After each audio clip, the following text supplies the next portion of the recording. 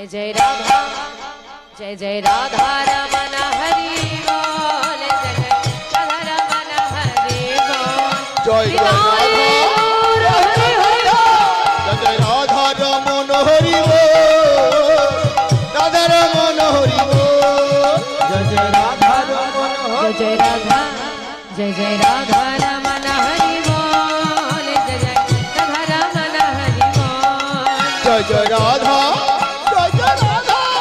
जय जय राधा रमन हरि बोल राधा रमन हरि बोल हरि बोल कृष्ण बोल हरि बोल कृष्ण बोल हरि बोल कृष्ण बोल हरि बोल कृष्ण बोल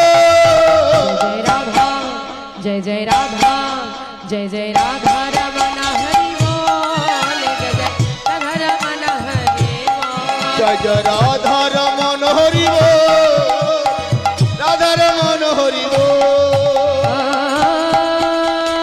खंड मंडला करो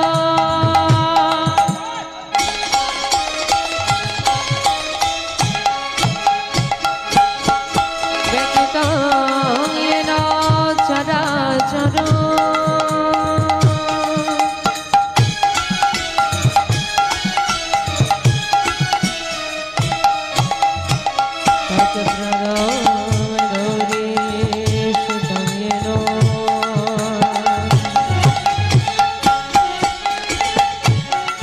तस्मै श्री गुरवे नमः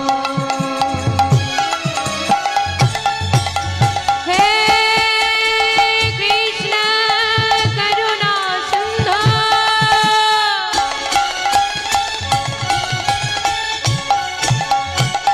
दीनबन्धो जगत्पते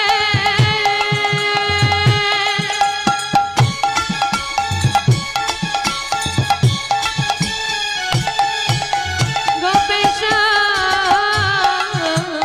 गोपिका कान्तो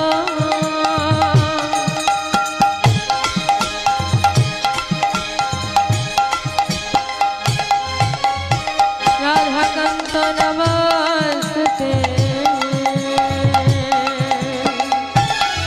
जय जय राधा रमन हरि बोल राधा रमन हरि बोल जय जय राधा रमन हरि बोल जय जय राधा रमन हरि बोल जानो लंबित भुजो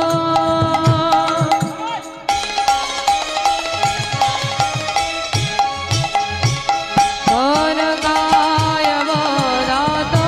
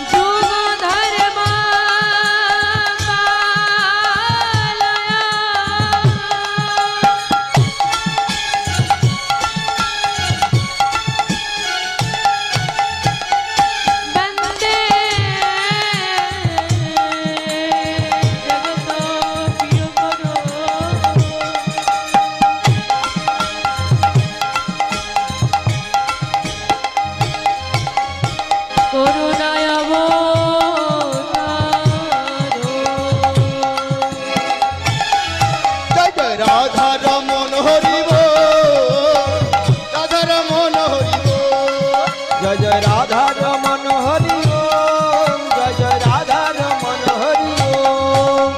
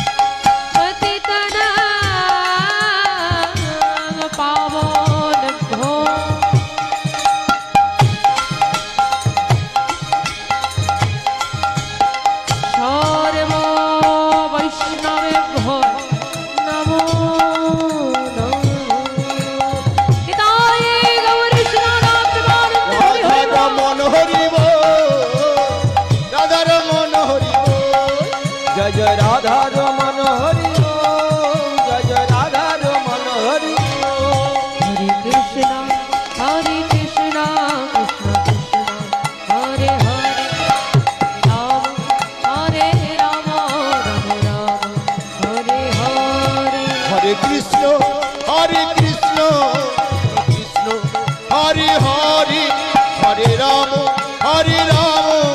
রাম রাম হরে হরে হরে কৃষ্ণ হরে কৃষ্ণ হরে হরে হরে রাম রাম রাম হরে হরে হরে কৃষ্ণ কৃষ্ণ কৃষ্ণ হরে হরে হরে রাম রাম রাম হরে হরে। না, সংসার ছাড়তে বলছে না এখানে, তোমাকে সংসার ছাড়তে বলছে না, কারণ ভুলে গেলে চলবে না। ভগবান বলেছেন কলিযুগে সংসার ধর্ম বড় ধর্ম, সংসার ধর্ম বড় ধর্ম। সংসারের থেকে তোমাকে নাম করতে বলেছে। হাতে করো কাম, মুখে বলো নাম, কাম পরিত্যাগ করে নাম নয়। তোমার যে যার যা কর্ম আছে সে কর্ম তোমাকে করতে হবে, কিন্তু সেই কর্মটা যেন শ্রীমদ্ ভাগবত গীতার কর্মযোগের মূল মন্ত্র হচ্ছে নিষ্কাম কর্ম করে যায়।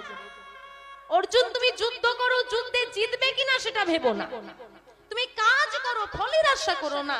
আর আমরা আগে ফলের আশা করি, তারপর কাজে নামি। যেমন জল জ্যান্ত উদাহরণ, আমি আগে কত দেবে বলো, তারপরে যাও। এই হচ্ছে আমাদের অবস্থা। তাই তুমি সংসারে থাকো, সংসার ছাড়তে বলছে না, সংসার যেন তোমাতে না থাকে। অদ্ভুত, তুমি সংসারে থাকো, সংসার তোমাতে না থাকে। কিরকম? জলের উপর দিয়ে নৌকা ভেসে যায়, সবাই দেখেছেন নিশ্চয়ই। নৌকার কোনো ক্ষতি হয় কি? তো জল যদি বলে, হ্যাঁ রে নৌকা, তুই প্রতিবারে আমার উপর চড়ে চলে যাস, একবার আমি তোর উপর চড়ে দেখবো কেমন লাগে। জল যদি নৌকার উপর উঠে পড়ে কি হবে? নৌকাটা ডুবে যাবে। তাই জলে নৌকা থাক, তাতে ক্ষতি নাই, নৌকায় যেন জল না আসে। সংসারে তুমি থাকো, তাতে ক্ষতি নাই, তোমাতে যেন সংসার না আসে। এটা কি করে সম্ভব? সম্ভব, সবই সম্ভব। এরকম দেখবেন মা, অনেকে আছে যারা অর্থ উপার্জন করতে করতে এমন পর্যায়ে পৌঁছে যায়, যারা অর্থ উপার্জনের জন্য মানুষকে খুন করতেও দ্বিধা করে না। বর্তমান পরিস্থিতির সঙ্গে মিলিয়ে বললাম, তাই তো? ওটা যেন না। আমি আপনাকে ওই দিক দিয়ে বোঝাচ্ছি না, আমি বোঝাতে চাইছি যে আপনার অর্থ আপনি উপার্জন করেন, অর্থের প্রতি মোহ যেন না জন্মে যায়, অর্থ ছাড়া আমি বাঁচবো না এটা যেন না হয়ে যায়। সংসারে আমি আছি তার মানে এটা নয় সংসারকে জীবন আগলে সবটা দিয়ে দেব, 24 ঘন্টায় 4 মিনিট গোবিন্দকে দিতে পারবো, এইরকম সংসার করো না। তুমি সংসারে থাকো, কিন্তু নিজের মধ্যে সংসারটাকে এমন ভাবে গ্রাস করিয়ে দিও না যাতে তুমি তোমার পুত্র সন্তান আদিকে পেয়ে, স্বামীকে পেয়ে, তুমি নাতি পুতিকে পেয়ে ওই মন্দিরে গিয়ে তুলসী তলায় প্রদীপ দিতে ভুলে যাও। এমন সংসার করো না, বাড়িতে অতিথি এলে বেলা 2টো বেজে গেল, 2টো নকুন্দানা এখনো গোপাল পেল না, এমন সংসার করো না। তাই মহাজন কি বলছেন? বিষয় ছাড়িয়া কবে, সংসার ছেড়ো না, বিষয় ছাড়ো, শুদ্ধ হবে মন। বিষয় ছাড়িয়া কবে শুদ্ধ হবে মন, বিষয় ছাড়িয়া কবে শুদ্ধ হবে মন। আমাদের বিষয় ছাড়িয়া কবে শুদ্ধ হবে মন। কবে হবে রবসী মধুর বৃন্দাবন, আরে কবে हम হেরি বসে মধুর বৃন্দাবন, কবে আমি হেরি বসে মধুর বৃন্দাবন, আরে কবে हम হেরি বসে মধুর বৃন্দাবন। রূপ রঘুনাথ পদে রহুমানা কুতি, রূপ রঘুনাথ পদে রহুমানা কুতি, রূপ রঘুনাথ পদে রহুমানা কুতি, রূপ রঘুনাথ পদে রহুমানা কুতি। কবে হাম বুঝিব সেই যুগল পিরিতি, কবে हम হেরি বসে যুগল পিরিতি, কবে আমি হেরিব সেই যুগল পিরিতি, কবে हम হেরি বসে যুগল পিরিতি। বলি সেদিন আমার কবে হবে, সেদিন আমার কবে হবে, সেদিন আমার কবে বলি হবে, সেদিন আমার কবে হবে। যুগল চরণে হিয়াই ধরবো সেদিন আমার কবে হবে, যুগল চরণে হিয়াই ধরবো সেদিন আমার কবে হবে, যুগল চরণে হিয়াই ধরবো সেদিন আমার কবে হবে। যুগল চরণে হিয়াই ধরবো। রাধে রাধে রাধে বলে যুগল চরণে হিয়াই ধরবো, রাধে রাধে রাধে বলে হৃদয় গৌর হরে হরে বল। রাধে রাধে রাধে বলে যুগল চরণে হিয়াই ধরবো, সেদিন আমার কবে হবে, সেদিন আমার কবে হবে। আর বেশি দূরে নেই সেই দিন এই তো সামনে এসেই গেছে, তাই না? এই যে সবাই মিলে বসে আছি, কারণ মহাপ্রভু বললেন বলেছে না, বিষয় ছাড়িয়ে কবি শুদ্ধ হবে মন, কবে হাম হেরে বসে মধুর বৃন্দাবন। মনের মধ্যে হিংসা, অন্যের ক্ষতি করবো এই চিন্তা ভাবনা, অহংকার নিয়ে বৃন্দাবনে গেলেও ফল পাওয়া যাবে না। অহংকার হিংসা পরিত্যাগ করে যদি ঘরে বসে করতালি দিয়ে আমার মহাপ্রভুর নাম গাইতে পারো, তাহলে গৌর হরির কৃপা হয়ে যাবে। কারণ কৃতে যত ধায়াতে বিষ্ণু তেইতাং যতে মখই দ্যা পরি পরিচর্যাং কলৌ তত হরি কীর্তনা। কলৌ তত হরি সংকীর্তন। সত্য যুগের ধ্যান ত্রেতায় যাগযজ্ঞ দাপরে পূজা পরিচর্যা, কলি যুগে হরি নাম।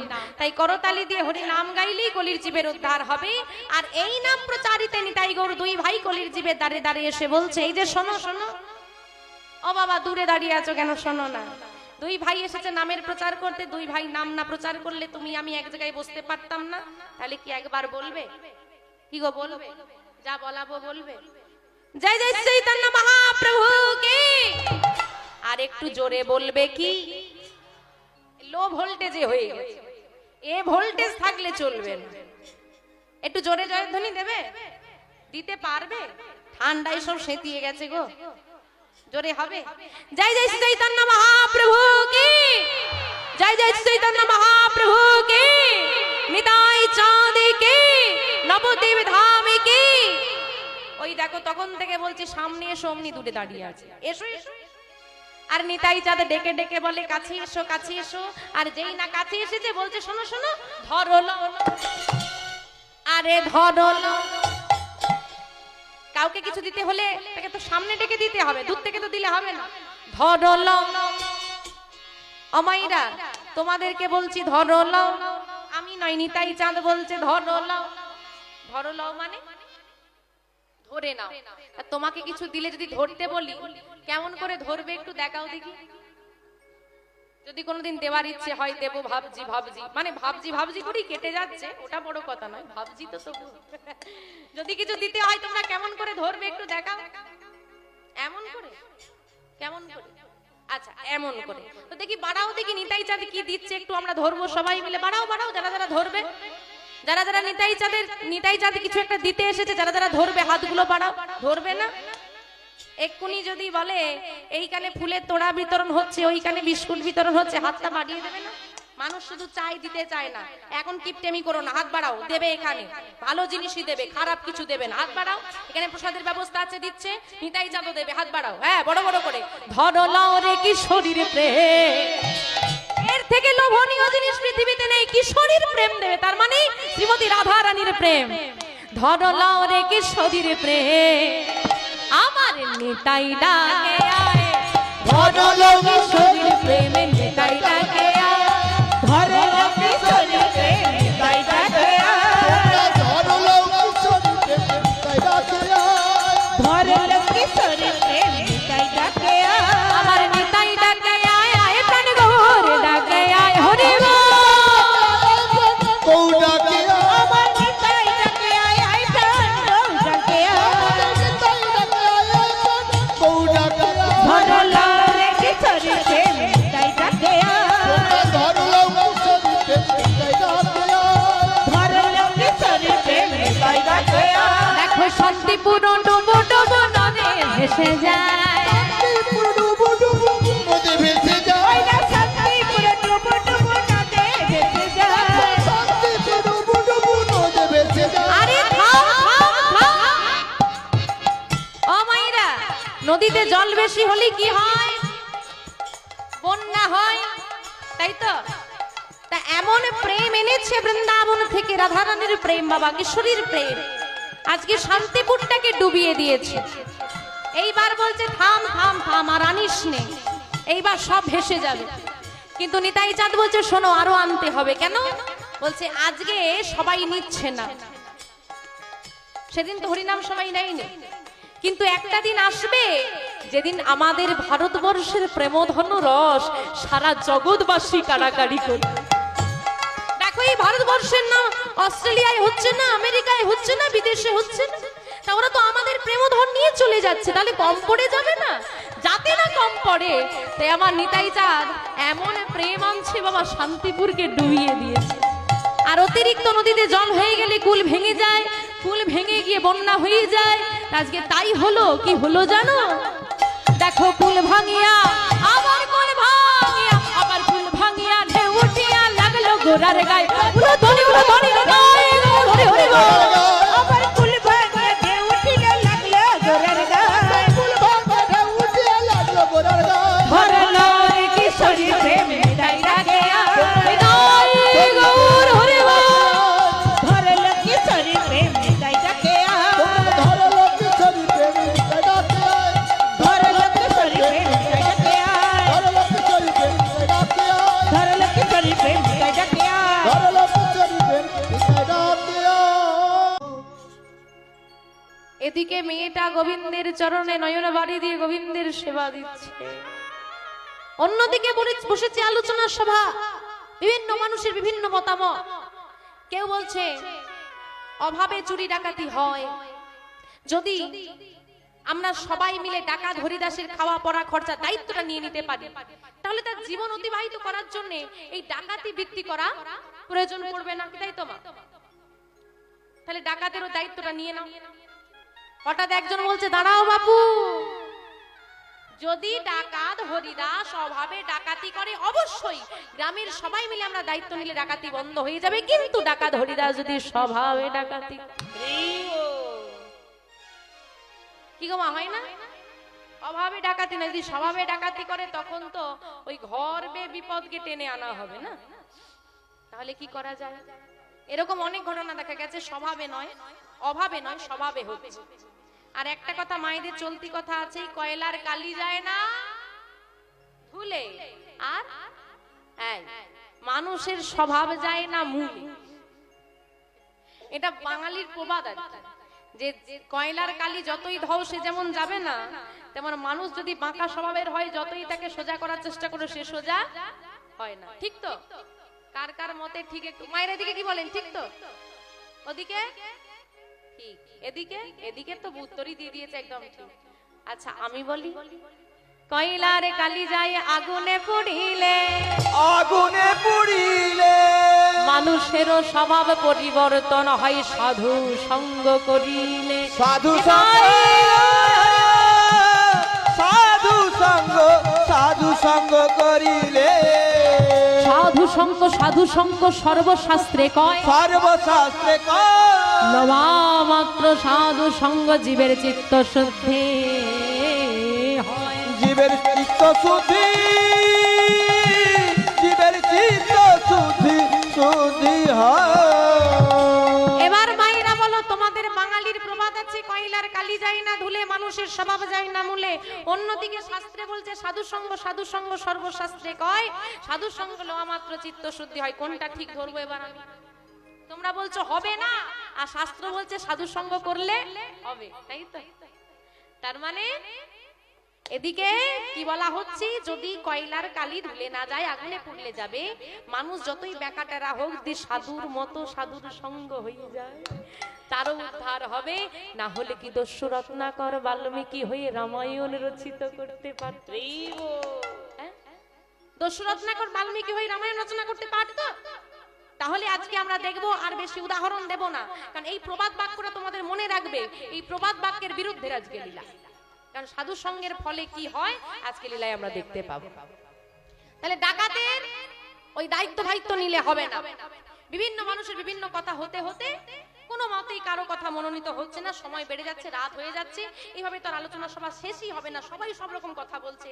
হঠাৎ একজন বলছেন, বাবু আমি একটা কথা বলি, যদি অনুমতি দেন, কারণ এখানে সব গণ্যমান্য ব্যক্তিরা বলছে আমি সামান্য কাঠুরিয়া, কোনোদিন বিদ্যালয়টা যাই না, পাঠশালায় যাই না, আমি বললে কি আর কেউ শুনবে? যদি শুনবেন বলেন তাহলে একটু কথা বলতে পারি। তুমি গ্রামের মানুষ, বলতেই পারো, বলো না। বাবু আমি বলছি, এই যে ও মায়ের আবার গল্প করে, এদিকে আমার কথাটা বলতে একটু সময় লাগবে, কিন্তু ধৈর্য হয়ে যেও না, একটু মন দিয়ে শোনো। হ্যাঁ, আমি ওই জঙ্গলে কাঠ কাটতে গিয়েছেন, যাই না, আমার কাছে একটা খবর আছে, গুপ্ত খবর। কি খবর? নাই ডাকাত হরিদাসের বাবা নেই, মা নেই, ভাই নেই, বোন নেই, আত্মীয় পরিজন নাই, বিয়ে করেনি, বউ নাই, সন্তানাদি নাই। এক ডাকাতের জ্বালায় মরছি, একই ডাকাতের পরিবার শুদ্ধ টেনে আনে। আরে বাবু দাঁড়াও না, বলতে তো দাও না। আমি বলছি যে, হ্যাঁ তুই বল, হ্যাঁ আমি বলছি যে, আরে বল না রে বাবা, হ্যাঁ বলছি যে এরকম অনেক ঘটনা, বেশিরভাগ ঘটনা দেখা গেছে বিয়ের আগে ছেলেরা সব একদম রয়্যাল বেঙ্গল টাইগার, মানে বাঘের মতো, আর বিয়েটা হয়ে গেলেই হয় বাঘের মাসির মতো। কে গো? জোরে জোরে বলছো, বাবারা পাশে বসে আছে, রাগ করবে না? আমা ঠিক বলেছে না? ছেলেরা যদি খুব বেশি ওড়ে, টাকা পয়সা উড়িয়ে দিচ্ছে, রাখছে না, কি বলে? ধরে বিয়ে দিল্লি। হ্যাঁ, সংসারের দায়িত্ব যখন মাথার উপর আসবে না, সংসারে কত খরচ যদি একবার ও বুঝে যায়, আর বাইরে টাকা পয়সা খরচ করতে পারবে না বন্ধুদের পেছনে। আমরা বলি না চলতি কথা। এখন মোদ্দা কথা হলো, দেখে শুনে একটা ভালো মতো স্ত্রী আনতে পারলে, স্ত্রী করে সোজা। এখন কথা হলো গিয়ে ডাকাত হরিদাসের বিয়ে দিতে পারলে ডাকাতি বন্ধ হয়ে যাবে। নিতাই গৌর হরি বল। বাবা বাবা বাবা, এত খবর, একটা ভালো কথা হয়েছে, বাহ সুন্দর কথা বলেছিস তো। কিন্তু মোড়ল মশাই দাদা আনন্দটা পরে করবে, মায়েরা হাসাহাসিটা পরে করবে। এখন চিন্তার বিষয় হচ্ছে যে বিড়ালের গলায় ঘন্টা বাঁধলে বিড়াল গ্রামে ঢুকলে ঢং ঢং করে বাজবে জানা, কিন্তু বিড়ালের গলায় ঘন্টাটা কে বাঁধে? মানে ডাকাতের বিয়ে দিলে ডাকাতি বন্ধ হবে, কিন্তু ডাকাতের বিয়েটা দেবে। ও মাইনা, তোমাদের এখানে ভালো মেয়ে পাওয়া যাবে গো?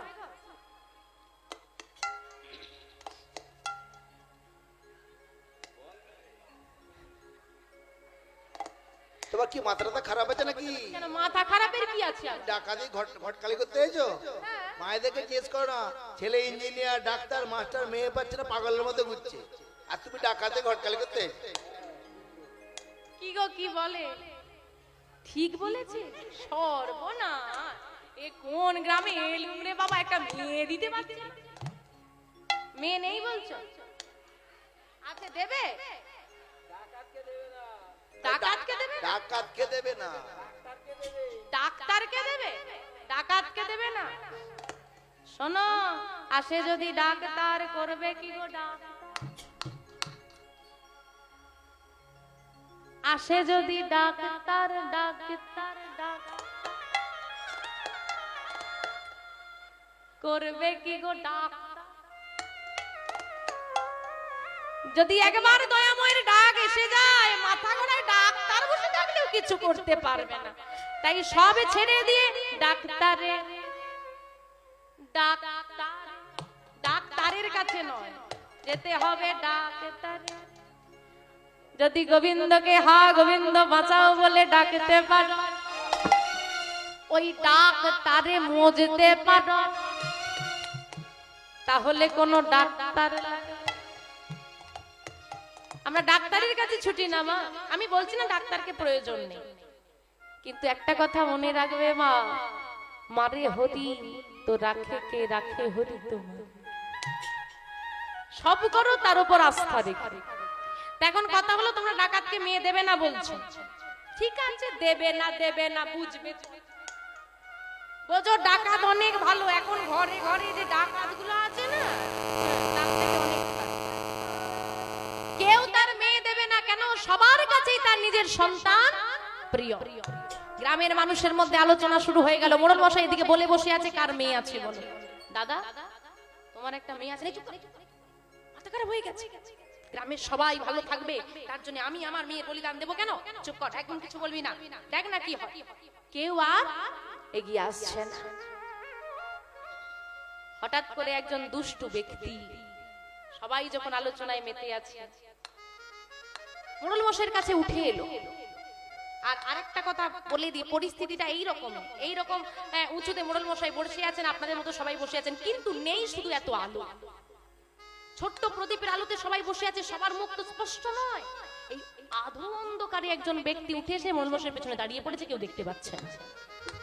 কানে কানে মোড়ল মশাইয়ের মন্ত্রণা দিচ্ছে। ওইখানটা কি হয়েছে গো? ওই যে কাঁধে গামছা নিয়ে যিনি বসে আছেন, ওই যে, হ্যাঁ কোণে ওই কোণটায় দেখো, ওই কোণটায় অন্ধকারটা, হ্যাঁ ওই যে কাঁধে গামছা নিয়ে একজন বসে আছেন, আরে ওই দিকটায়, হ্যাঁ আপনাকে বলছি। ওদিকে কি দেখছো? এদিকে দেখো, আরে এদিকে, ওদিকে তাকান। এমন ভাবে উঠছে যেন উঠে তার ঘাড়ি যা হবে আজকে এদিকে হবে। মোড়ল মশাই ওই যে কোণে বসে আছে কাঁধে গামছা নিয়ে, ওর নাম রামরতন শর্মা। ওর একটা মেয়ে আছে, যদি কারণ কেউ শুনে নিলে শত্রুতা হয়ে যাবে না। মোড়ল মশাই ইশারা বুঝে নিয়েছেন, যা। আর ওদিকে রামরতন শর্মা বাবা সে কিছু শোনেনি, সে কিচ্ছু শুনছে না, তার তো বলার কিছু নেই, শোনার কিছু নেই। সে ওই কোণে বসে বসে একটা হেলান দিয়েছে বাবা, আর ওই ঠেকটা দিয়ে বসে বসে দু চোখে জল ঝরছে আর মুখে বলছে কৃষ্ণ কৃষ্ণ কৃষ্ণ হে কৃষ্ণ কৃষ্ণ কৃষ্ণ হে কৃষ্ণ কৃষ্ণ কৃষ্ণ হে কৃষ্ণ কৃষ্ণ কৃষ্ণ হে। ভক্তের লক্ষ্য কে কি বললো দেখার দরকার নেই। কৃষ্ণ বসেছি যখন এখানে কাজ নেই, নাম গাইব, নাম গাইছে কৃষ্ণ কৃষ্ণ হে কৃষ্ণ কৃষ্ণ কৃষ্ণ কৃষ্ণ কৃষ্ণ কৃষ্ণ হে কৃষ্ণ কৃষ্ণ কৃষ্ণ হে কৃষ্ণ কৃষ্ণ কৃষ্ণ হে কৃষ্ণ কৃষ্ণ। এই যে উঠে এসো, হে আরে ডাকো ডাকো, কৃষ্ণ কৃষ্ণ হে কৃষ্ণ এই উঠে এসো, আরে ওকে ডেকে দাও না, কারো কথা শুনছে না। কৃষ্ণ কৃষ্ণ আরে বাবু শুনছো? হ্যাঁ? নামটা বন্ধ করে দেখ, থমকে উঠেছে। কি বলছো? আরে তোমায় ডাকছে তো। আমার সে তো কিছু শোনেনি বাবা, নাম গাইছে, হঠাৎ করে বলে তোমাকে ডাকছে কি? আরে আলোচনা সবাই বসে কি করছে, পাগল নাকি? এই যে আমি ডাকছি, উঠে আসো। মোড়ল মশাই ডাকছে দেখে সবার পেছনে বসে আছে, তিনি উঠে এলেন, তিনি তো কিছুই জানেন না।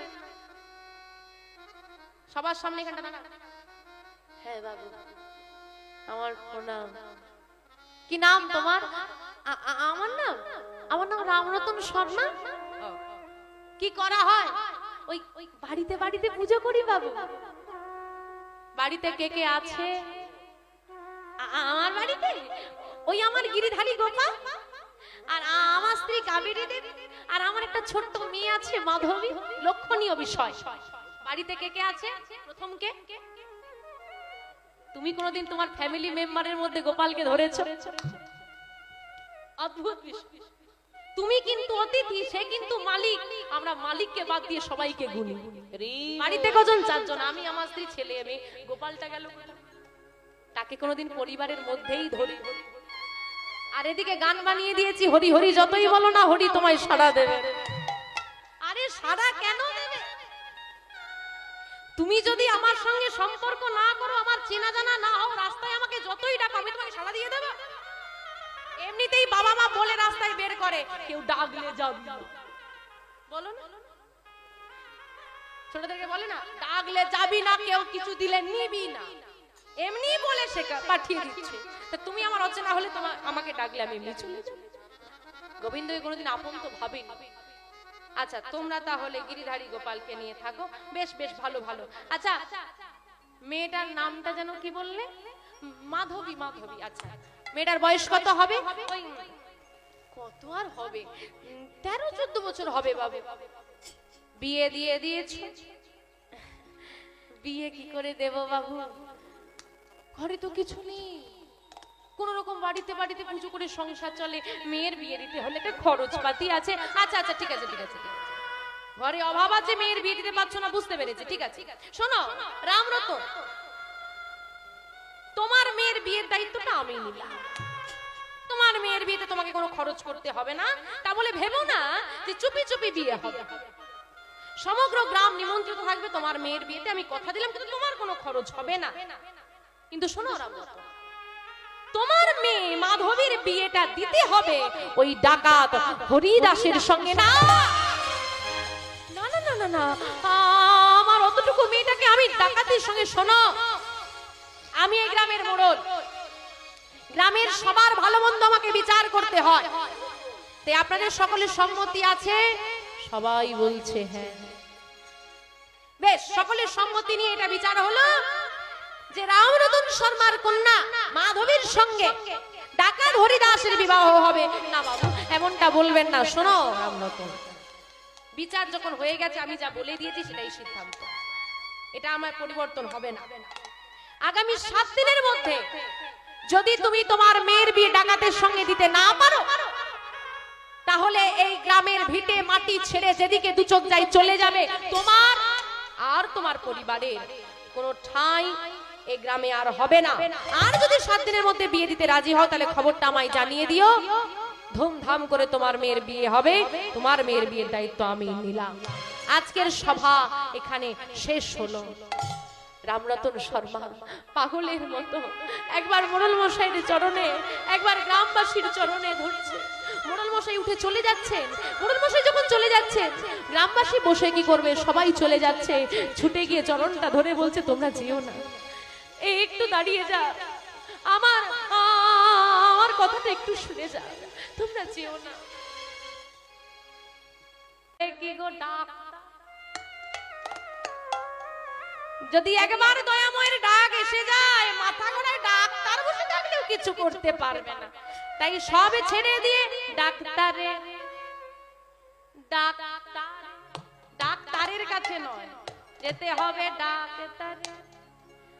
যদি গোবিন্দকে হা গোবিন্দ বাঁচাও বলে ডাকতে পারো, ওই ডাক্তারে মজতে পারো, তাহলে কোনো ডাক্তার লাগে। আমরা ডাক্তারের কাছে ছুটি না মা, আমি বলছি না ডাক্তারকে প্রয়োজন নেই, কিন্তু একটা কথা মনে রাখবে মা, মারে হরি তো রাখে কে, রাখে হরি তোমার। সব করো তার উপর আস্থা রেখে। এখন কথা হলো, তোমরা ডাকাতকে মেয়ে দেবে না বলছো, ঠিক আছে, দেবে না বুঝবে, বোঝো ডাকাত অনেক ভালো। এখন ঘরে ঘরে যে ডাকাত গুলো আছে না, তার থেকে অনেক ভালো। কেউ তার মেয়ে দেবে না কেন? সবার কাছেই তার নিজের সন্তান প্রিয়। গ্রামের মানুষের মধ্যে আলোচনা শুরু হয়ে গেল। মোড়ল মশাই এদিকে বলে বসে আছে, কার মেয়ে আছে বলো। দাদা, তোমার একটা মেয়ে আছে। মাথা খারাপ হয়ে গেছে। গ্রামের সবাই ভালো থাকবে, তার জন্য আমি আমার মেয়ের বলিদান দেবো কেন? চুপ কর, একদম কিছু বলবি না, দেখ না কি হয়। কেউ আর এগিয়ে আসছে না। হঠাৎ করে একজন দুষ্টু ব্যক্তি, সবাই যখন আলোচনায় মেতে আছে, মোড়ল মশাইয়ের কাছে উঠে এলো। আর আরেকটা কথা বলে দিই, পরিস্থিতিটা এইরকম উঁচুতে মোড়ল মশাই বসে আছেন, আপনাদের মতো সবাই বসে আছেন, কিন্তু নেই শুধু এত আলো। ছোট্ট প্রদীপের আলোতে সবাই বসে আছে, সবার মুখ তো স্পষ্ট নয়। এই আধো অন্ধকারে একজন ব্যক্তি উঠে এসে মোড়ল মশাইয়ের পেছনে দাঁড়িয়ে পড়েছে, কেউ দেখতে পাচ্ছে না। কানে কানে মোড়ল মশাইয়ের মন্ত্রণা দিচ্ছে। ওইখানটা কি হয়েছে গো? ওই যে কাঁধে গামছা নিয়ে যিনি বসে আছেন, ওই যে, হ্যাঁ, কোণে ওই কোণটায় দেখো, ওই কোণটায় অন্ধকারটা, হ্যাঁ, ওই যে কাঁধে গামছা নিয়ে একজন বসে আছেন। আরে ওই দিকটায়, হ্যাঁ, আপনাকে বলছি। ওদিকে কি দেখছো? এদিকে দেখো। আরে এদিকে, ওদিকে তাকান। এমন ভাবে উঠছে যেন উঠে তার ঘাড়ি, যা হবে আজকে এদিকে হবে। মোড়ল মশাই ওই যে কোণে বসে আছে, কাঁধে গামছা নিয়ে। ওর নাম রামরতন শর্মা। ওর একটা মেয়ে আছে। যদি কারণ কেউ শুনে নিলে শত্রুতা হয়ে যাবে না। মোড়ল মশাই ইশারা বুঝে নিয়েছেন, যা। আর ওদিকে রামরতন শর্মা বাবা, সে কিছু শোনেনি, সে কিচ্ছু শুনছে না, তার তো বলার কিছু নেই, শোনার কিছু নেই। সে ওই কোণে বসে বসে একটা হেলান দিয়েছে বাবা, আর ওই ঠেকটা দিয়ে বসে বসে দু চোখে জল ঝরছে, আর মুখে বলছে, কৃষ্ণ কৃষ্ণ কৃষ্ণ হে কৃষ্ণ কৃষ্ণ কৃষ্ণ হে কৃষ্ণ কৃষ্ণ কৃষ্ণ হে কৃষ্ণ কৃষ্ণ কৃষ্ণ হে। ভক্তের লক্ষণ। কে কি বললো দেখার দরকার নেই। বসেছি যখন, এখানে কাজ নেই, নাম গাইব, নাম গাইছে। কৃষ্ণ কৃষ্ণ হে কৃষ্ণ কৃষ্ণ কৃষ্ণ কৃষ্ণ কৃষ্ণ কৃষ্ণ হে কৃষ্ণ কৃষ্ণ কৃষ্ণ কৃষ্ণ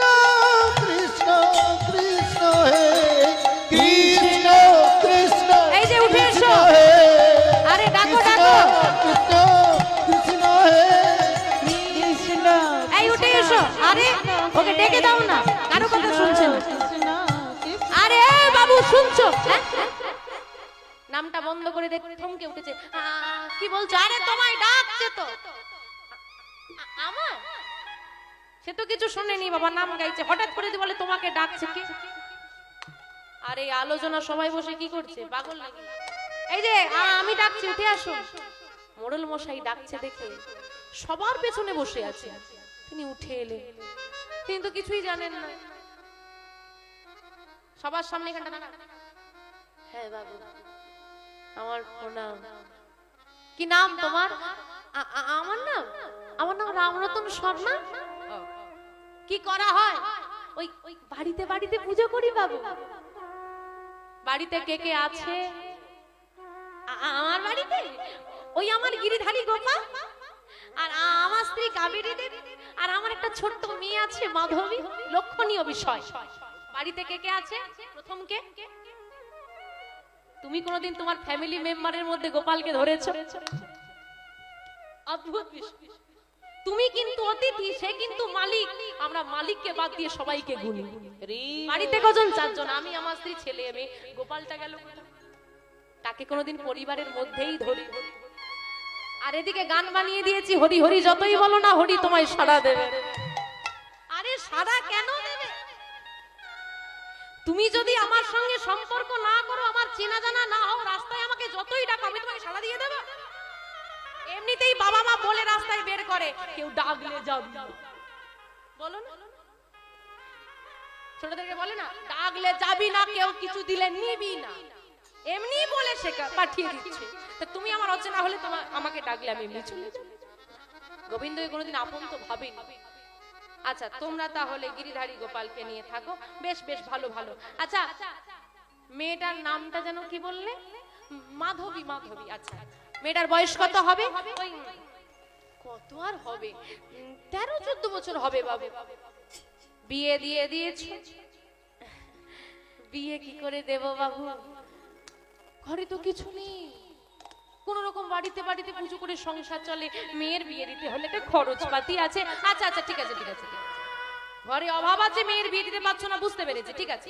শোনো রামরতন, তোমার মেয়ের বিয়ের দায়িত্বটা আমি নিলাম। তোমার মেয়ের বিয়েতে তোমাকে কোনো খরচ করতে হবে না। তা বলে ভেবো না যে চুপি চুপি বিয়ে হবে। সমগ্র গ্রাম নিমন্ত্রিত থাকবে তোমার মেয়ের বিয়েতে, আমি কথা দিলাম, কিন্তু তোমার কোনো খরচ হবে না। কিন্তু শোনো রামরতন, তোমার মেয়ে মাধবীর বিয়েটা দিতে হবে ওই ডাকাত হরিদাসের সঙ্গে। না না না না না না, আমার অতটুকু মেয়েটাকে আমি ডাকাতের সঙ্গে। শোনো, আমি এই গ্রামের মোড়ল, গ্রামের সবার ভালো মন্দ আমাকে বিচার করতে হয়। তাই আপনাদের সকলের সম্মতি আছে? সবাই বলছে হ্যাঁ। বেশ, সকলের সম্মতি নিয়ে এটা বিচার হলো যে রামরতন শর্মার কন্যা মাধবীর সঙ্গে ডাকাত হরিদাসের বিবাহ হবে। না বাবু, এমনটা বলবেন না। শোনো রামরতন, বিচার যখন হয়ে গেছে, আমি যা বলে দিয়েছি সেটাই সিদ্ধান্ত, এটা আমার পরিবর্তন হবে না। আগামী 7 দিনের মধ্যে যদি তুমি তোমার মেয়ের বিয়ে ডাকাতের সঙ্গে দিতে না পারো, তাহলে এই গ্রামের ভিটে মাটি ছেড়ে যেদিকে দু চোখ যাই চলে যাবে। তোমার আর তোমার পরিবারের কোনো ঠাঁই এই গ্রামে আর হবে না। আর যদি 7 দিনের মধ্যে বিয়ে দিতে রাজি হও, তাহলে খবরটা আমায় জানিয়ে দিও। ধুমধাম করে তোমার মেয়ের বিয়ে হবে। তোমার মেয়ের বিয়ের দায়িত্ব আমি নিলাম। আজকের সভা এখানে শেষ হলো। রামরতন শর্মা পাগলের মতো একবার মোড়ল মশাইয়ের চরণে, একবার গ্রামবাসীর চরণে ধরছে। মোড়ল মশাই উঠে চলে যাচ্ছেন। মোড়ল মশাই যখন চলে যাচ্ছেন, গ্রামবাসী বসে কি করবে? সবাই চলে যাচ্ছে। ছুটে গিয়ে চরণটা ধরে বলছে, তোমরা যেও না, এই একটু দাঁড়িয়ে যা, আমার কথাটা একটু শুনে যা, তোমরা যেও না।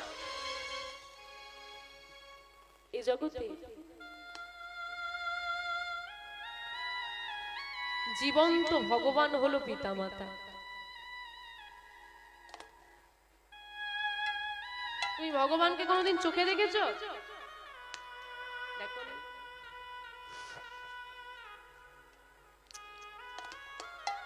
যে ভগবানকে চোখে দেখা যায় সে হলো পিতা, যে দেবীকে চোখে দেখা যায় সে হলো মা। অনেক ডাক্তার বেরিয়েছে, অনেক ওষুধ বেরিয়ে গেছে, অনেক উন্নত আজকের সমাজ, কিন্তু কোথাও আঘাত লাগলে মা হাত বুলিয়ে দিলে যতটা স্বস্তি পাওয়া যায় কোনো ওষুধের ক্ষমতা নাই অতটা আরাম তোমাকে দিতে পারে, তাই না? এখনো পর্যন্ত যাদের মা নেই, ও মায়েরা, কষ্ট হলে সবার আগে কার কথা মনে পড়ে গো? এখনো মনে পড়ে? আরে তিনি তো পৃথিবী চলে চলে গেছেন, 20 বছর হয়ে গেছে, কারো 22 বছর হয়ে গেছে, কি হয়নি এরকম? ভুলে যাওনি কেন? ভোলা যাবে না। ভগবানকে যেমন ভোলা যায় না, পিতা মাতাকে ভোলা যায় না, তারা জীবন সন্তানের যদি কোনো ক্ষতি হয়, সন্তানকে বাঁচানোর জন্য বাবা শত্রুরও পায়ে ধরতে দ্বিধা, যার সঙ্গে বাবার যুদ্ধ, বাবার দ্বন্দ্ব, যদি বিপদে পড়ে বাচ্চাটাকে বাঁচানোর জন্য সেই শত্রুর পায়ে ধরে হলেও বলে আমার মেয়েটাকে বাঁচা, বলে না? পাগলের মতো বাবা গ্রামের সবার পায়ে ধরছি, কেউ শুনল না। ও হে কৃপাময়,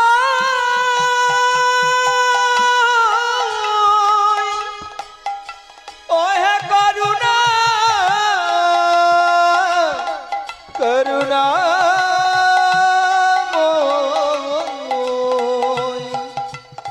ও হে দয়াময়, ও কৃপাময়। সবাই চলে গেল, অসহায়ের মতো মোড়ল মশাইয়ের বাড়িতে বসে চিৎকার করে কাঁদতে লাগলেন তিনি, কিন্তু শোনার তো কেউ নেই। কি করব আমি, কোন মুখে বাড়ি ফিরবো? এসেছিলাম ডাকাতের বিরুদ্ধে আলোচনায়, ডাকাতের সঙ্গে আমার মেয়ের বিয়ে ঠিক হয়ে গেছে, আমি বাড়ি ফিরবো কি করে? কেউ যেন ডাক দিল, বাবু। কে? আমি বাবুর ঘরের দাঁড়ি, আপনি বাড়ি যান, রাত হয়ে গেছে, দরজাটা বন্ধ করে দেব বাবু।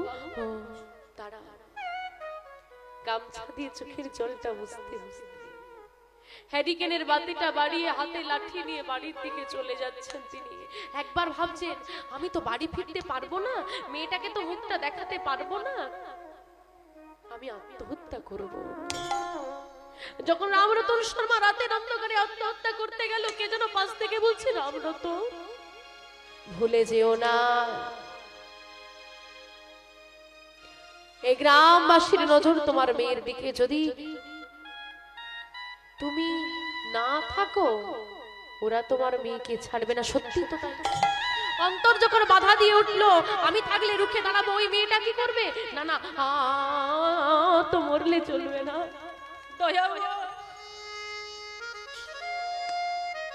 বাঁচবো ভালো করে, এমন অবস্থাও রাখলে না, মরবো, কারো উপায় নেই।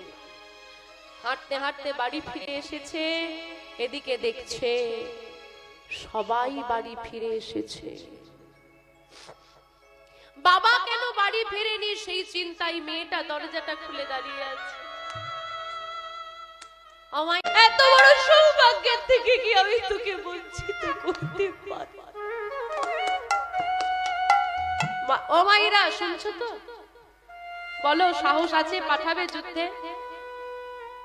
এখানে কোন মা আছে যুদ্ধে পাঠাবে সন্তানকে মৃত্যু হবে জেনেও? কেউ পাঠাবে না। আরে আছে, আজও তরুণী ভারতবর্ষের বুকে বেঁচে আছে, আজও শর্মা দেবী ভারতবর্ষের বুকে বেঁচে আছে, আর আজও শর্মা দেবীর মতো মায়েরা বেঁচে আছে বলে আজকে এখানে কীর্তন হচ্ছে।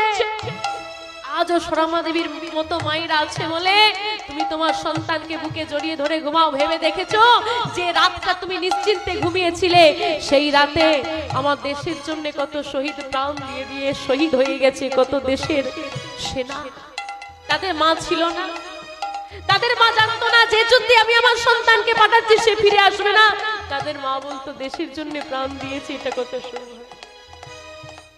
রামায়ণের কথা, ভগবানের হাতে প্রাণ দিবি এমন সৌভাগ্য কজনের হয়। তাই মায়েদের সবাইকে বলবো একটু লীলার থেকে বেরিয়ে গিয়ে যারা আমাদের দেশের জন্য প্রাণ দিয়েছে, যারা এখনো আমাদেরকে ভালো রাখবে বলে আমাদের দেশের বর্ডারে যারা দেশের সেনা যারা যুদ্ধ করছে লড়াই করছে যে সমস্ত মায়েরা আমাদের মায়েদের কোল ভরিয়ে রাখবে বলে নিজের কোল খালি করেছে তাদের জন্য একবার বলবেন তাই গৌর সীতানাথ প্রেমানন্দে হরি হরি বল। শর্মা দেবী পাঠিয়ে দিল তরুণীকে যুদ্ধে শোন তরুণী যখন দেখবি তোর সামনে মৃত্যু আগত মুখে রাম নাম গাইবে কেন মা শোন মৃত্যুর সময় যদি কোনো ব্যক্তির মুখে একবার ভগবানের নাম উচ্চারিত হয় সারা জীবনে সে কত পাপ করেছে তার হিসেব হয় না তার গোলক ধাম প্রাপ্তি হবে অজামিল রাম নাম গিয়েছিল মৃত্যুর সময় নারায়ণ আয় নারায়ণ আয় ছোট ছেলেকে ডাকছে নারায়ণ আয় নারায়ণ আয় নারায়ণ আয় নারায়ণ আয় নারায়ণ আয় উদ্ধার হয়ে গাইবো মা গাইবো মা বলে দিয়েছে রাম নাম গাইতে যুদ্ধক্ষেত্রে যখন দাঁড়ালো তরুণী মনে রাখবেন প্রভু শ্রী রামচন্দ্র যুদ্ধ করেননি বরং জিজ্ঞেস করেছিল বিভীষণ এই বালককে কি এই বালকের পরিচয় বিভীষণকে রাবণ রাজার ভাই কিন্তু ছিল কার পক্ষে প্রভু শ্রী রামচন্দ্রের পক্ষে এই জন্য বলে ঘরশত্রু বিভীষণ যদি না থাকতো প্রভু শ্রী রামচন্দ্র কিন্তু জয়ী হতে ভেবে দেখুন মহাভারতের যুদ্ধে কৃষ্ণের মতামতে কিন্তু যুদ্ধ হয়েছে তাই পঞ্চপাণ্ডব জিতেছিল না হলে পারতো না ওই কৃষ্ণ কুরুক্ষেত্রের মাঠে দাঁড়িয়ে যা করছিলেন এদিকে কিন্তু বিভীষণ তাই করছিলেন প্রভুকে বলে দিচ্ছে মেঘের আড়াল থেকে যুদ্ধ হচ্ছে আরে যুদ্ধ কার সঙ্গে হচ্ছে তাকে দেখতেই পাচ্ছে না যুদ্ধ হবে কি করে বিভীষণ কানে কানে বলল মেঘ না মেঘের আড়াল থেকে যুদ্ধ হচ্ছে মেঘ সরাও প্রভু তবে যুদ্ধ হবে তুমি দেখতে পাবে না জানলে হতো বিভীষণ বলছে এত বিভীষণকে ডেকেছে বলছে বলো এই ছেলেটাকে এর পিতামাতাকে কারণ পিতা এই পুত্রের পিতামাতা কি এত নির্দয় একটু মায়া দয়া নেই এইটুকু ছেলেকে যুদ্ধক্ষেত্রে পাঠিয়েছে কেমন পিতামাতা বিভীষণ বলছে প্রভু ঠিক কথাই কিন্তু আমি তো একে চিনতে পারছি না সবাইকে চিনি কিন্তু এই ছেলেটা কে আমি চিনতে পাচ্ছি না প্রভু যেই হোক না কেন যুদ্ধক্ষেত্রে তোমার বিপরীতে দাঁড়িয়েছে মানে তোমার শত্রু তুমি যুদ্ধ করো এই বালককে আমি চিনি না যুদ্ধ করো প্রভু যুদ্ধ শুরু হয়েছে আবার কেমন বলছে বিভীষণ হতেও তো পারে এটা রাবণ রাজার কোনো অভিসন্ধি কোনো মায়া এই মায়াটা তুমি ভুলে যেও না প্রভু তুমি যুদ্ধ করো তুমি যুদ্ধ করো যুদ্ধ শুরু হলো কিছু সময়ের মধ্যে ছোট্ট তরুণীর ধর থেকে মুন্ডটা আলাদা হয়ে গেল রক্তে রাঙা হয়ে গেল রণক্ষেত্র দেহ থেকে মুন্ডটা ছিটকে গিয়ে পড়ে বলছে রাম রাম মাতৃ আজ্ঞা মাথায় নিয়ে মৃত্যু সম্মুখে দেখে কাটা মুন্ডটা বলছে না জানো ছেলেটাকে বিভীষণের নিজের পুত্র চমকে উঠল বিভীষণ আমার পুত্র এত নির্দয় ভাবে প্রভু আমার পুত্রকে হত্যা করলো ওই কাটা মুন্ডটা যখন রাম নাম বলছে বিভীষণের ইচ্ছে করছে কাছে গিয়ে মুন্ডটাকে জড়িয়ে ধরে বলি একবার শেষবারের মতো পিতা বলে না এই জীবনটা যার কি করলে ভরা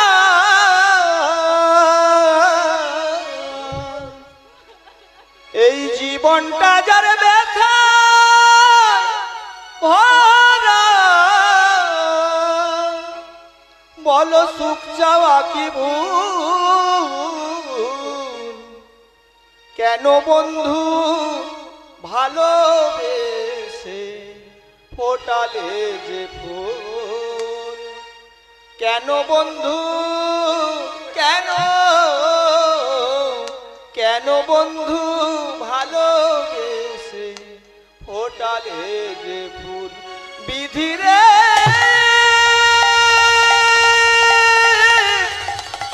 ও বিধি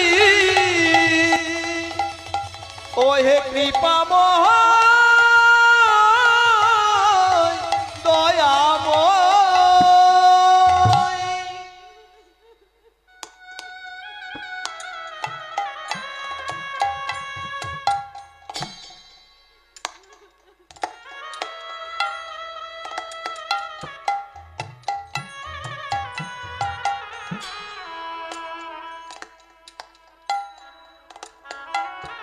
ওই রণক্ষেত্রে দাঁড়িয়ে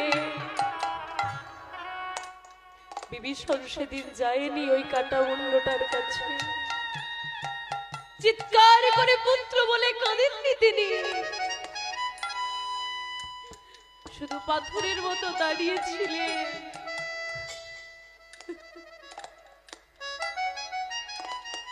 আপনি বলবেন নিজের পুত্র হওয়ার সত্ত্বেও বিভীষণ পরিচয় কেন দিল না? তাই তো প্রশ্ন। যদি প্রভু জানতে পারে তরণী আমার পুত্র, প্রভু তো আর যুদ্ধ করবে না। আর প্রভু যদি যুদ্ধ না করে আমার প্রভু হেরে যাবে, ভগবান হেরে যাবে, ভক্ত হয়ে কি দেখতে পারিনি? তাই গৌর ভগবানকে জিতিয়ে দেওয়ার জন্য নিজের পুত্রের বলিদান দিলেন। এই জন্যই তো প্রভু বলেছেন যে করি আমার সবই কোটি তার সর্বনাশ। বিভীষণ, তুমি আমায় ভালোবাসো, কত ভালোবাসো, দেখি তোমার সর্বশেষ করে তোমাকে নিঃস্ব করার পরেও তুমি আমায় ভালোবাসো কিনা। আজকে ভক্ত জিতলো, তথাপিও যদি সে না ছাড়ি আমার পাশ, আমি হই তার দাস। বিভীষণ কাঁদেনি, বসেনি, পাথরের মতো দাঁড়িয়ে দেখেছিল আর মনে মনে প্রতিজ্ঞা করেছিল, প্রভু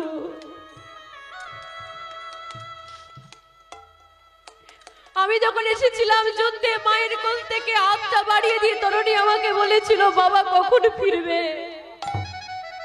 আমি তো ফিরবো, কিন্তু ওই কোল থেকে হাত দুটো আর এগিয়ে আসবে না। এই রণক্ষেত্রে দাঁড়িয়ে আমি প্রতিজ্ঞা করলাম, আমার পুত্রের মৃত্যু হলো, নির্মম মৃত্যু হলো, আমি কাঁদতে পারলাম না, আমি চিৎকার করতে পারলাম না, আমি আমার এত কষ্ট প্রকাশ করতে পারলাম না, আমি আমার পুত্রকে যেবার জড়িয়ে ধরতে পারলাম। আমি যেমন আমার পুত্র শোক সহ্য করলাম, কাঁদতে পারলাম না, প্রকাশ করতে পারলাম না, জানাতে পারলাম না, আজ হতে কোনো পুরুষ জাতি তার কষ্টের কথাই আর প্রকাশ করতে পারবে না। আমি যখন পারলাম না, এত কষ্ট সইতে হলো আমাকে, আমার পুত্রের শেষ মৃত্যুর সময় একটু কাছে যেতে পারলাম না। না না না না না, পারবে না, কোন পুরুষ জাতি আর কষ্টের কথা কাউকে বলতে পারে না। হেসে উঠলো বিভীষণ, হেসেছিল। তাহলে বাবারা কষ্টের কথা বাবারা কেন বলতে পারে না জানো? এটা খারাপ দিক। ভালো দিকটা কি? ভীষণ বলেছিল আমি যেমন আমার চোখের সামনে পুত্রের মৃত্যু দেখেও নিশ্চল থাকতে পারলাম, যত কষ্টই আসুক না কেন, দুঃখই আসুক না কেন, পুরুষ জাতি নিশ্চল থাকতে পারে। আপনি বিপদের সময় দেখবেন এদিক ওদিক ছুটে বেড়াবেন, আপনার মাথা ঠিক থাকবে না, কিন্তু বাবারা ঠিক থাকে। শান্ত হও, আমি দেখছি। এই যে সাহস, বিভীষণ আস্তে আস্তে বলেছিল প্রভু আমার পুত্র, জগতে তো তুমি ছাড়া কেউ আপন না। আজ আমি আছি তাই আমি কারো বাবা, আমি কারো স্বামী, আমি চলে গেলে আমি আর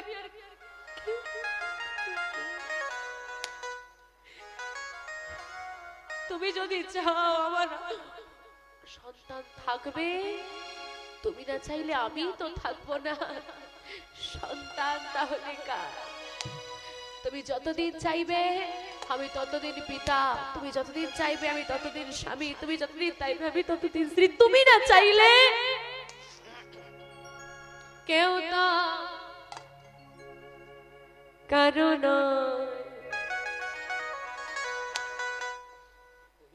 যার সময় হবে চিতার আগুনে জ্বলে ভস্ম হয়ে যাবে, তোমার জন্য কেউ অপেক্ষা করবে না, কেউ না, কারণ মনরে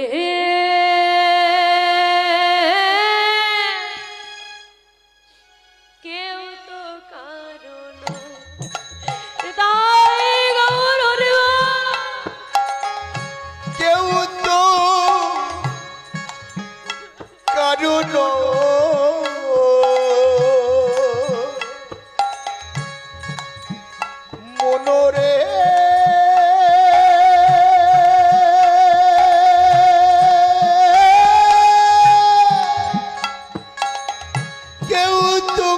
কারুণ কেউ তো করুণ মনরে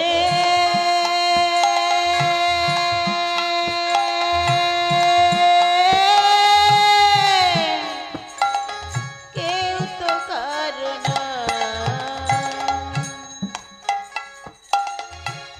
দুদিনের আমরা ট্রেনে বাসে চড়ে কত জায়গায় যাই, বাসের আমার পাশের সিটটাই যে বসে কত কথা হয়, কত আলাপ হয়, কিন্তু তার গন্তব্যস্থল এলে সে ঠিক নেমে যাবে, তোমার জন্য সে বসে থাকবে না। আর তুমি তার জন্য তোমার গন্তব্যস্থলে না পৌঁছে তার গন্তব্যস্থলে তুমি নামবে না। তাই এসেছি পৃথিবীতে, এটা অভিনয়ের মঞ্চ, যতক্ষণ তোমার পাঠ থাকবে তুমি এই মঞ্চে থাকবে। এই মঞ্চটাকে আর এই মঞ্চে থাকা মানুষগুলোকে তুমি যতই ভালোবাসো না কেন, তোমার পাঠ শেষ হলে তোমাকে নেমে যেতে হবে, তোমার এই মঞ্চে থাকার আর অনুমতি নেই। তাই বলছি দুদিনের দেখা শোনা দুদিনের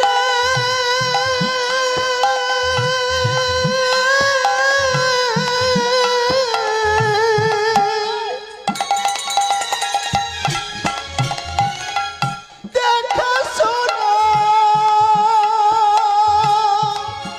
মনে পথের পরিচয় কেউ তো কারুণ মনরে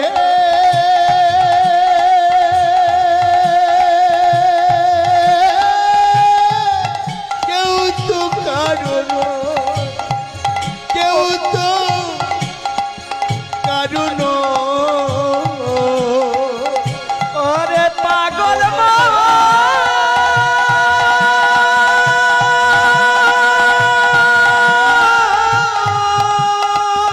কেউ তো কারুণ ওরে মানবা পাগল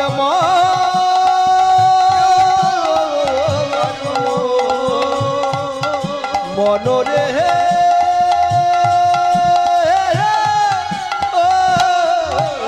পাগল বাবা 3 দিন হলো গিরিধারীর সেবা দেও না, আমাকে ভালোবাসো না, আমার সঙ্গে কথা বলো না। বাবা আমি কি কোনো অন্যায় করেছি?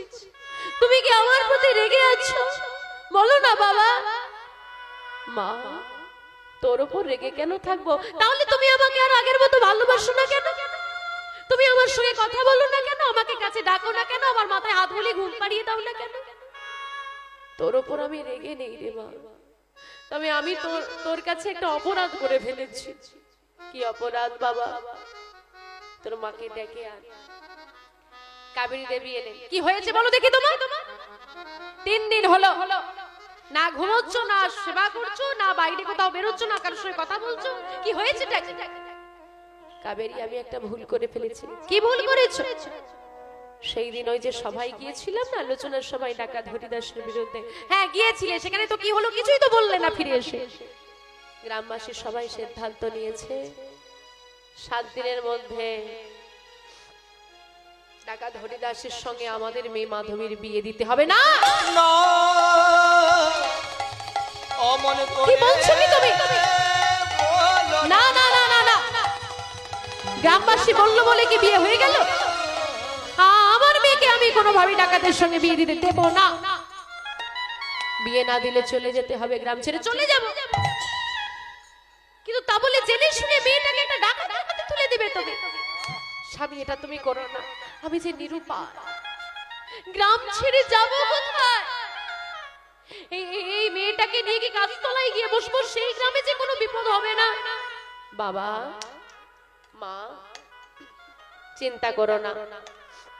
বাবা তুমি গ্রামে বলে দাও আমি বিয়েতে রাজি আছি। পাগল হয়েছিস তুই?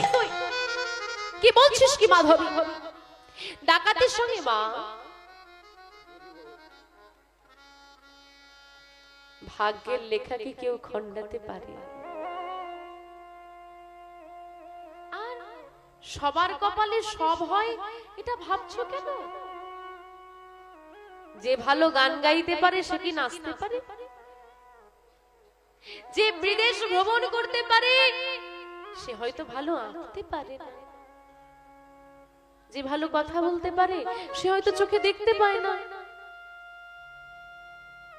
এই জগতে তো কেউ পরিপূর্ণ নয়। কেউ পরিপূর্ণ আছে বাবা? কিছু না কিছু কমতি তোমার থাকবেই। আর মা, ভাবছো কেন সে ডাকাত? আশীর্বাদ করো না। ভক্ত প্রহ্লাদের জন্য যদি সমগ্র অসুরকুলের উদ্ধার হয়, হিরণ্যকশিপুর উদ্ধার হতে পারে, আমার ভক্তি বলে কি ডাকাত ভক্ত হতে পারবে? দেখেছো ভক্তের কেমন পরিকল্পনা? এই পরিকল্পনা যেন সবার হয়, এমন মন যেন সবার হয়। পাই না বাবা, আমরা নিজের স্বার্থ দেখি। মাধবীর কত সুন্দর কথা, সবাই সবটা পায় না। এটা আগে মায়েদেরকে মেনে নিতে হবে। মায়েদের দুঃখ কেন? ওর বাড়ি হয়েছে আমার কেন নেই, ওর গাড়ি হয়েছে আমার কেন নেই। সবার কপালে সবটা হয় না। এসেছে এদিকে দেখছে সবাই বাড়ি ফিরে এসেছে, বাবা কেন বাড়ি ফিরেনি সেই চিন্তায় মেয়েটা দরজাটা খুলে দাঁড়িয়ে আছে। অমাইরা, ছেলে মেয়ে দুই আছে, কাকে বেশি ভালোবাসো, ছেলেকে না মেয়েকে? মায়েরা মায়েরা ছেলেকে, আর বাবারা মেয়েকে। মা বলে ডাকে যে।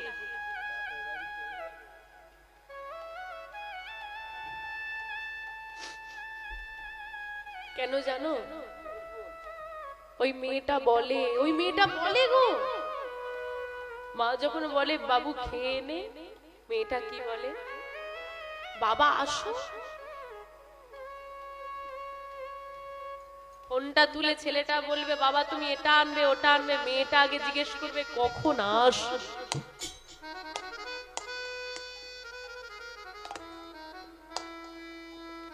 বড় ভালোবাসে গো। মা ডাকছে, দরজাটা বন্ধ করে দে, ডাকাতের ভয়। দেখ সবার ঘরের দরজা বন্ধ, ভেতরে চলে আয় মাধবী। মাধবী দরজা খুলে দাঁড়িয়ে বলছে বাবা কেন এখনো আসেনি? বাবা এলো, আর বাবা যেই না ধীরে ধীরে আসছে, মাধবী দরজাটা খুলে দাঁড়িয়ে বলছে ওই তো বাবা। ছুটে গিয়ে বাবার হাতটা ধরেছে। বাবা কোথায় ছিলে এতক্ষণ? কখন থেকে তোমার অপেক্ষায় দাঁড়িয়ে আছি। মাধবী, এ কি করেছিস তুই? এত রাত পর্যন্ত ঘরে দরজাটা খুলে রেখেছিস কেন? যদি ডাকাতের ভয় গ্রামে জানিস না? মেয়েটা বাবাকে জড়িয়ে ধরে বলছে বাবা ডাকাতের ভয়? কিসের ভয়? আমার কোনো ডাকাতকে ভয় নেই। কারণ কেন জানো? তুমি তো আছো। যেই না বলেছে তুমি তো আছো। আর চুপ থাকতে পারলেন না রামরতন শর্মা। বুকের মাঝে মাধবীকে জড়িয়ে ধরে বলছে মাধবী। অন্তরটা কেঁপে উঠল রামরতন শর্মা। মনে মনে চিন্তা করছে কি আমার প্রতি এইটুকু মেয়ের এত বিশ্বাস বাবার প্রতি, যে ডাকাতের ভয়কে উপেক্ষা করে দিয়েছে। ডাকাত কি করবে? তুমি তো আছো। আর আমি কিনা বিশ্বাসঘাতক পিতা,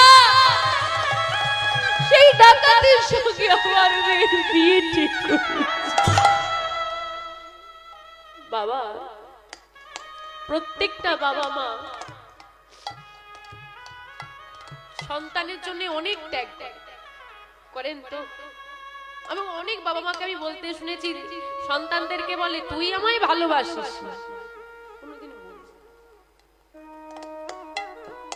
সন্তানকে বলো না, কারণ তোমার অজান্তে সেই মেয়েটা অনেক কিছু ছেড়ে দেয়, সে ছেলেটা অনেক কিছু ত্যাগ করে। তোমরা তার উদাহরণ। এই সমস্ত মায়েদেরকে বলছি, ও মা, ঝগড়া হলে শ্বশুর বাড়িতে কি বলো?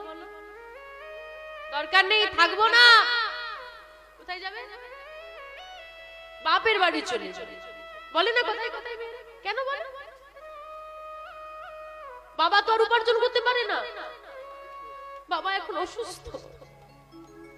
মেয়েরা কথায় কথায় বলে বাপের বাড়ি চলে যাব। কেন জানো? বাবা অসুস্থ, বাবা কোন ক্রমে সংসার চালায়, তবু ওই মেয়েটার মনে এমন বিশ্বাস যে আমি যদি আমার বাবার কাছে যাই, দুবেলা দুমুঠো অন্যের অভাব আমার বাবার অভাব। ওই রাজ অট্টালিকায় থাকার পরে ওই দরিদ্র বাবার প্রতি হয়েছে বলে বাপের বাড়ি। তাই বাবাদেরকে বলি, বাবা জীবনে এমন কোনো কাজ করো না, এমন কোনো কথা ওই মেয়েটাকে বলো না, যাতে ওই মেয়েটার তোমার প্রতি বিশ্বাসটা ভেঙে যায়। এতটাই বিশ্বাস করে তোমাকে। এখনো আমাদের ভারতবর্ষে একটা নোংরা প্রথা আছে, যেটা এখনকার মেয়েরা এখনো চালিয়ে যাচ্ছে। সেটা কি জানো? মেয়ে বিয়ে হয়ে আসার পর প্রতিবেশীরা তাকে গিয়ে জিজ্ঞেস করে, কি জিজ্ঞেস করো একটু বলো? বাপের বাড়ি থেকে জোরে বলো, কি দিয়েছে? হাসি মুখে কথাটা জিজ্ঞেস করো। তুমি যখন শ্বশুর বাড়ি এসেছিলে তোমাকে জিজ্ঞেস করেছিল? জিজ্ঞেস করেছিল? তোমার ভালো লেগেছিল না খারাপ লেগেছিল? তুমি যাকে জিজ্ঞেস করছো তার ভালো লাগছে না খারাপ লাগছে? তারপরে কেন জিজ্ঞেস করছো? কারণ হ্যাঁ রে দিদি, তোর ছেলে মাসে 70,000 টাকা রোজগার করে, চাকরি করে, তোর বৌমা নিয়ে এসেছিস এমন, তার বাপের বাড়ি থেকে কিচ্ছু দেয়নি। কথাটা বলো না, চরম প্রতিবাদ করে বলছি। যারা বলো, যদি কথাটা ভুল বলে থাকি ক্ষমা করে দেবে মা। চরম প্রতিবাদ করে বলছি, কত টাকা রোজগার করে তোমার ছেলে? 70,000 টাকা। 1 লাখ টাকা পারবে? যে বাবা নিজের হৃদয়ের ভালোবাসা দিয়ে ওই মেয়েটাকে যত্ন করে সাজিয়ে বড় করে তুলেছে, নিজের হৃদপিণ্ডটাকে ছিঁড়ে তোমার বাড়িতে পাঠিয়ে দিয়েছে, ওই বাবার কষ্টটা তোমার ছেলে রোজগার দিয়ে মিটিয়ে দিতে। তোমার ছেলে সারা জীবনে যা উপার্জন করবে না, সেই সমস্ত উপার্জন একত্রিত করে বাবাকে দান করলেও বাবার হৃদয়ের দুঃখটা তুমি মেটাতে পারবে না। সব থেকে বড় কথা, বাবা তার ঘরের সম্পদ,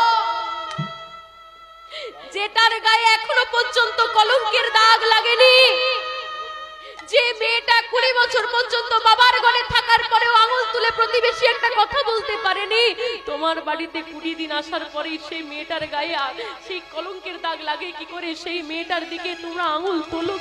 ও গো কৃপাময়, ও গো দয়া দয়াময়, ও গো কৃপাময়, ও গো করুণা করুণা।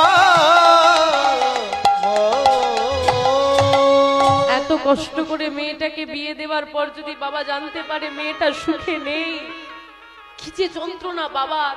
আমি একটা মেয়ে হয়ে বলছি, আমি বুঝতে পারছি না, একটা বাবাই জানবে সে যন্ত্রণাটা কতটা। হরি আজকে রামরতন শর্মা মাধবীকে চক্ত করে জড়িয়ে ধরে মনে মনে ভাবছে, বাবারা সংবাদ পায় বিয়ের পর মেয়েরা সুখে নেই, আর আমি জানি আমি যার হাতে মেয়েটাকে তুলে দেব সে সুখে থাকবে না। তারপরেও নির্দয় পিতার মতো, পিতা জাতির কলঙ্কের মতো আমি তার হাতে আমার মেয়েকে তুলে দেব। সারা জগৎ আমার দিকে আঙুল তুলে বলবে আমি পিতা জাতির কলঙ্ক। দয়াময়, তুমি কি করলে? দয়াময়, অপরাধ আমি করেছি, পাপ আমি করেছি, আমাকে সাজা দিলে আমি মেনে নিতাম। এই নিষ্পাপ মেয়েটাকে এত বড় সাজা কেন দিলে? এই কি তোমার বিচার বলো?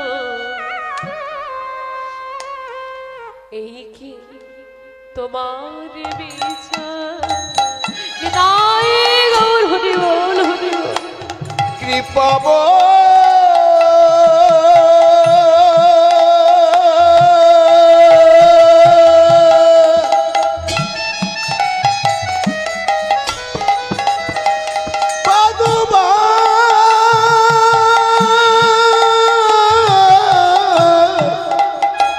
দয়াময় তুমি কি করলে প্রভু?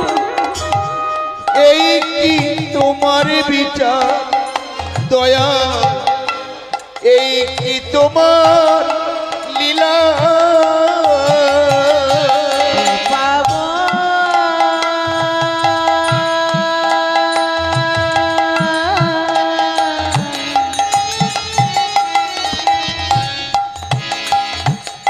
এই কি তোমার লীলা দয়া, এই কি তোমার বিচার।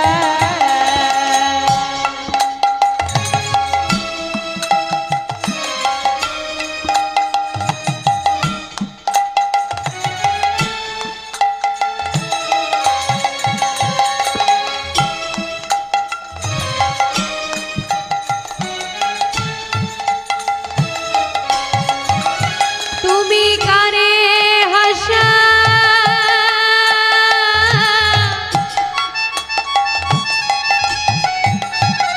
দয়াল কারে কানা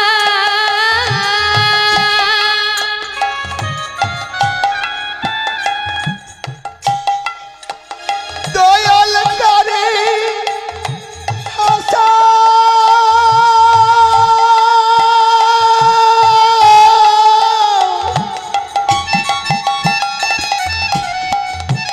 তুমি কারে কাদা,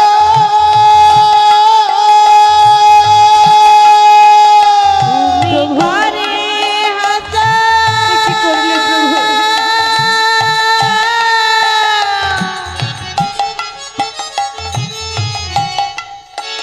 দয়াল করে কাদা,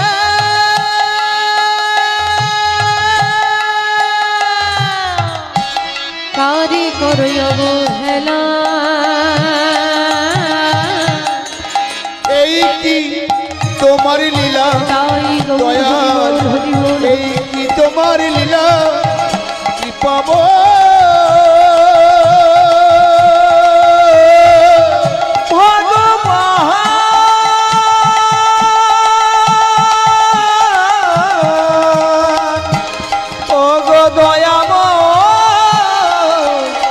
হে কৃপা কৃপা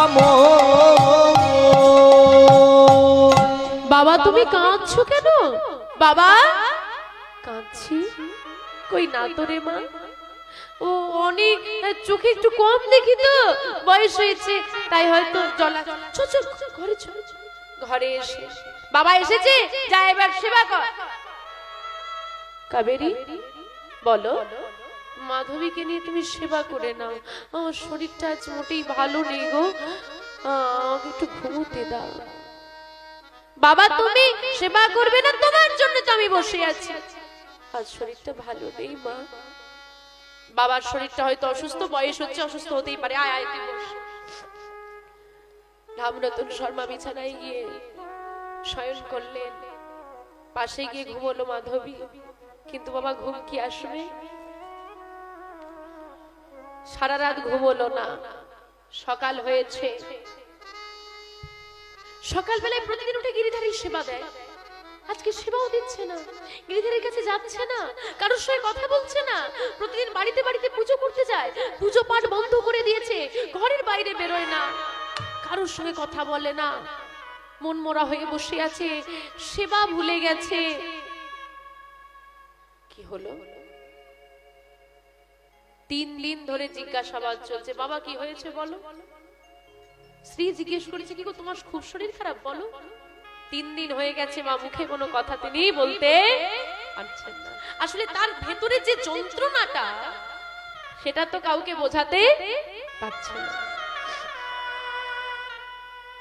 অনেকে বলে ছেলেদেরকে কাঁদতে নেই, হ্যাঁ আরে পুরুষ হয়ে কাঁদছিস, লোকে কি বলবে, সমাজ কি বলবে, কথাটা অনেক শোনো না। পুরুষ জাতি, আবার অনেক মায়েরা বলে তোমরা বাবা তোমরা কি বুঝবে, মায়ের কি জ্বালা, সন্তানের কিছু হলে কি হয়, বলে না কথাটা। হৃদয়টা নাকি পাষাণ হয়। বাবারা সত্যি কথা বলুন, আপনাদের হৃদয়টা কি পাষাণ, সত্যি কি কষ্ট হয় না? আচ্ছা মেয়ের, ও মা তোমাদের কষ্ট হলে বলো না, মাকে বলো, দিদিকে বলো, প্রতিবেশীকে বলো, কেঁদে নাও, ঝগড়া করে নাও। কোনোদিন দেখেছো আমার বাবা কোথাও বসে কাঁদছে? কোনোদিন দেখেছো আমার বাবারা চিৎকার করে নিজের কষ্টের কথা কাউকে বলছেন না, বলতে পারে না? চায়, ওরা চায় না এমনটা নয়, ওরা চায় বলতে, কিন্তু বলতে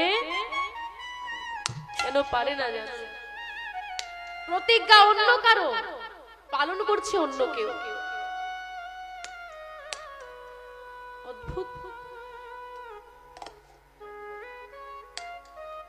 জানো, এই পুরুষ জাতি কেন কষ্টের কথা বলতে পারে না? কেউ কেন বলতে পারে না জানো? একজন প্রতিজ্ঞা করেছিল, সে প্রতিজ্ঞা করলো, দেখো সবার ঘাড়ে দোষ চেপে গেল, সবাইকে পালন করতে হচ্ছে। ইন্দ্রদেব তিনি ব্রহ্ম হত্যার পাপে পাপী হলে, অপরাধ হলে, বহন করছে কে? ধরিত্রী মা, নদী, সব নারী। এই যে মায়েরা, প্রত্যেক নারী জাতি মাস যন্ত্রণা ভোগ করে, আমাদের তো নয় ভাই, কষ্টটা তো মায়েদের নয়, নারী জাতির নয়। ইন্দ্রদেবের ব্রহ্ম হত্যার পাপ এসে পড়েছে, সবাই পালন করছে, সবাইকে ভোগ করতে হচ্ছে। তেমন একজন প্রতিজ্ঞা করেছিল রামায়ণে, ত্রেতা যুগে, সেটা আজ পর্যন্ত সবাই বহন করছে। ওই ত্রেতা যুগে যেখানে রাবণ রাজার সঙ্গে প্রভু শ্রী রামচন্দ্রের যুদ্ধ বেঁধেছিল, সবাই যখন পরাজিত হয়ে গেল, যুদ্ধ করার কেউ নেই, তখন একটা ছোট্ট ছেলে যুদ্ধক্ষেত্রে নেমেছিল, মা বিদায় দাও, যুদ্ধক্ষেত্রে যাব। ছেলেটার নাম ছিল তরণী সেন। কি নাম মা? তরণী সেন। তোমরাও মা, শর্মা দেবী তরণীকে সুন্দর করে সাজিয়ে দিচ্ছে। যুদ্ধটা তরণী কার সঙ্গে করবে? প্রভু শ্রী রামচন্দ্রের সঙ্গে যুদ্ধে আসবে বলে মা সাজিয়ে দিচ্ছে সাদা গায়ে রাম নাম। আরে ও মা, যুদ্ধক্ষেত্রে যে তোমার বিপরীতে দাঁড়িয়ে থাকে সে হলো তোমার শত্রু। যে আমার শত্রু, তুমি তার নাম আমার সর্বাঙ্গে লিখছো না তরুণী। শত্রু নয়, তোর দেহে আত্মারূপ যে পরমাত্মা আছেন তিনি হলেন প্রভু শ্রীরাম। কিন্তু মা তুমি কাঁদছো।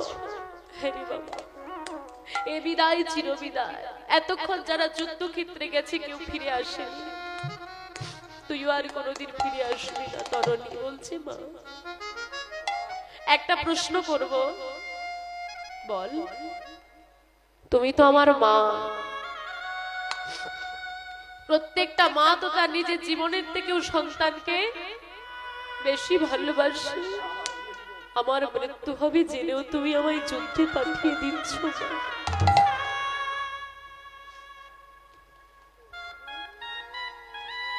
তরণী,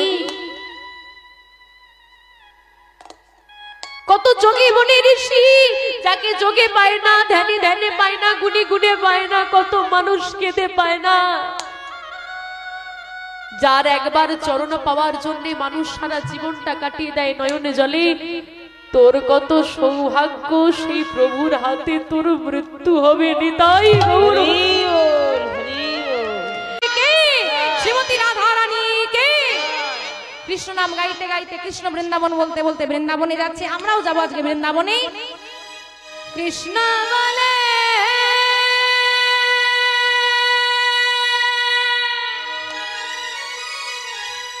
দুটি বাহু তুলে চলো রে মা। কোথায়? বৃন্দাবনে।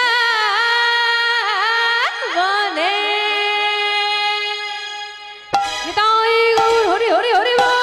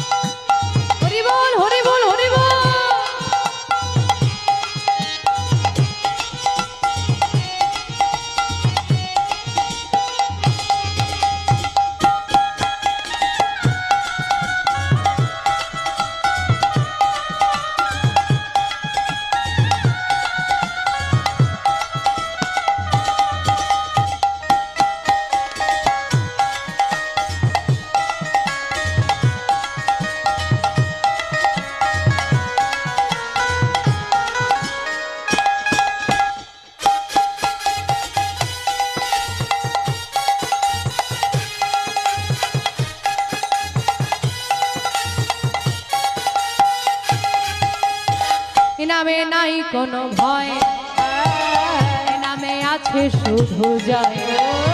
এ নামে নাই কোনো ভয়, এ নামে আছে শুধু জয়। এ নামে নাই কোনো ভয়, এ নামে আছে শুধু জয়। এ নামে নাই কোনো ভয়, এ নামে আছে শুধু জয়। বদন ভরে এই নামে গাও, বদন ভরে এই নাম গাও, বদন ভরে এই নামে গাও। তোমরা বদন ভরে এই নাম গাও। বলে বলে কৃষ্ণ কৃষ্ণ নাম। কৃষ্ণ বলে বাহু তুলে চলে রে মন বৃন্দাবনে। কৃষ্ণ বলে বাহু তুলে চলো রে মন বৃন্দাবনে। যারা যারা বৃন্দাবনে যাবে একদম বড় বড় হাত তুলে তোলো মা, এদিকে ওদিকে এই দিকটা তোলো বাবা, সবাই মিলে একটু হাত তুলো দেখি। মায়েরা একটু উলুধ্বনি দেয়। তোরা আয়, আয়, আয়, ওরে আয় আমার ভাই, চল চল চল মধুর বৃন্দাবনে যাই। তোরা আয় আয় আয় আয় আয় আমার ভাই, তোরা চল চল চল মধুর বৃন্দাবনে যাই। তোরা আয় আয় আয় আয় আমার ভাই, তোরা চল চল চল মধুর বৃন্দাবনে যাই। তোরা আয় আয় আয় আয় আয় আমার ভাই, তোরা চল চল চল মধুর বৃন্দাবনে যাই। বদন ভরে এই নামে গাও, বদন ভরে এই নাম গাও, বদন ভরে এই নামে গাও। তোমরা বদন ভরে এই নাম গাও। বলে বলে কৃষ্ণ কৃষ্ণ নাম। কৃষ্ণ বলে হরি গৌর হরি হরি বল। চলে রে মন বৃন্দাবনে। কৃষ্ণ বলে বাহু তুলে চলো রে মন বৃন্দাবনে। চলো রে মন বৃন্দাবনে। চলো রে মন বৃন্দাবনে। চলো রে মন বৃন্দাবনে। চলো রে মন বৃন্দাবনে। বৃন্দাবন এবার বুঝে না ওই ঘর ভালো নিয়ে কি হবে। আর বাবা নারীর আরাধনা হয়, কিন্তু কালী পুজোর রাত্রে দেখবেন মেয়েরা সহসা বেরোয় না, ভয়ে।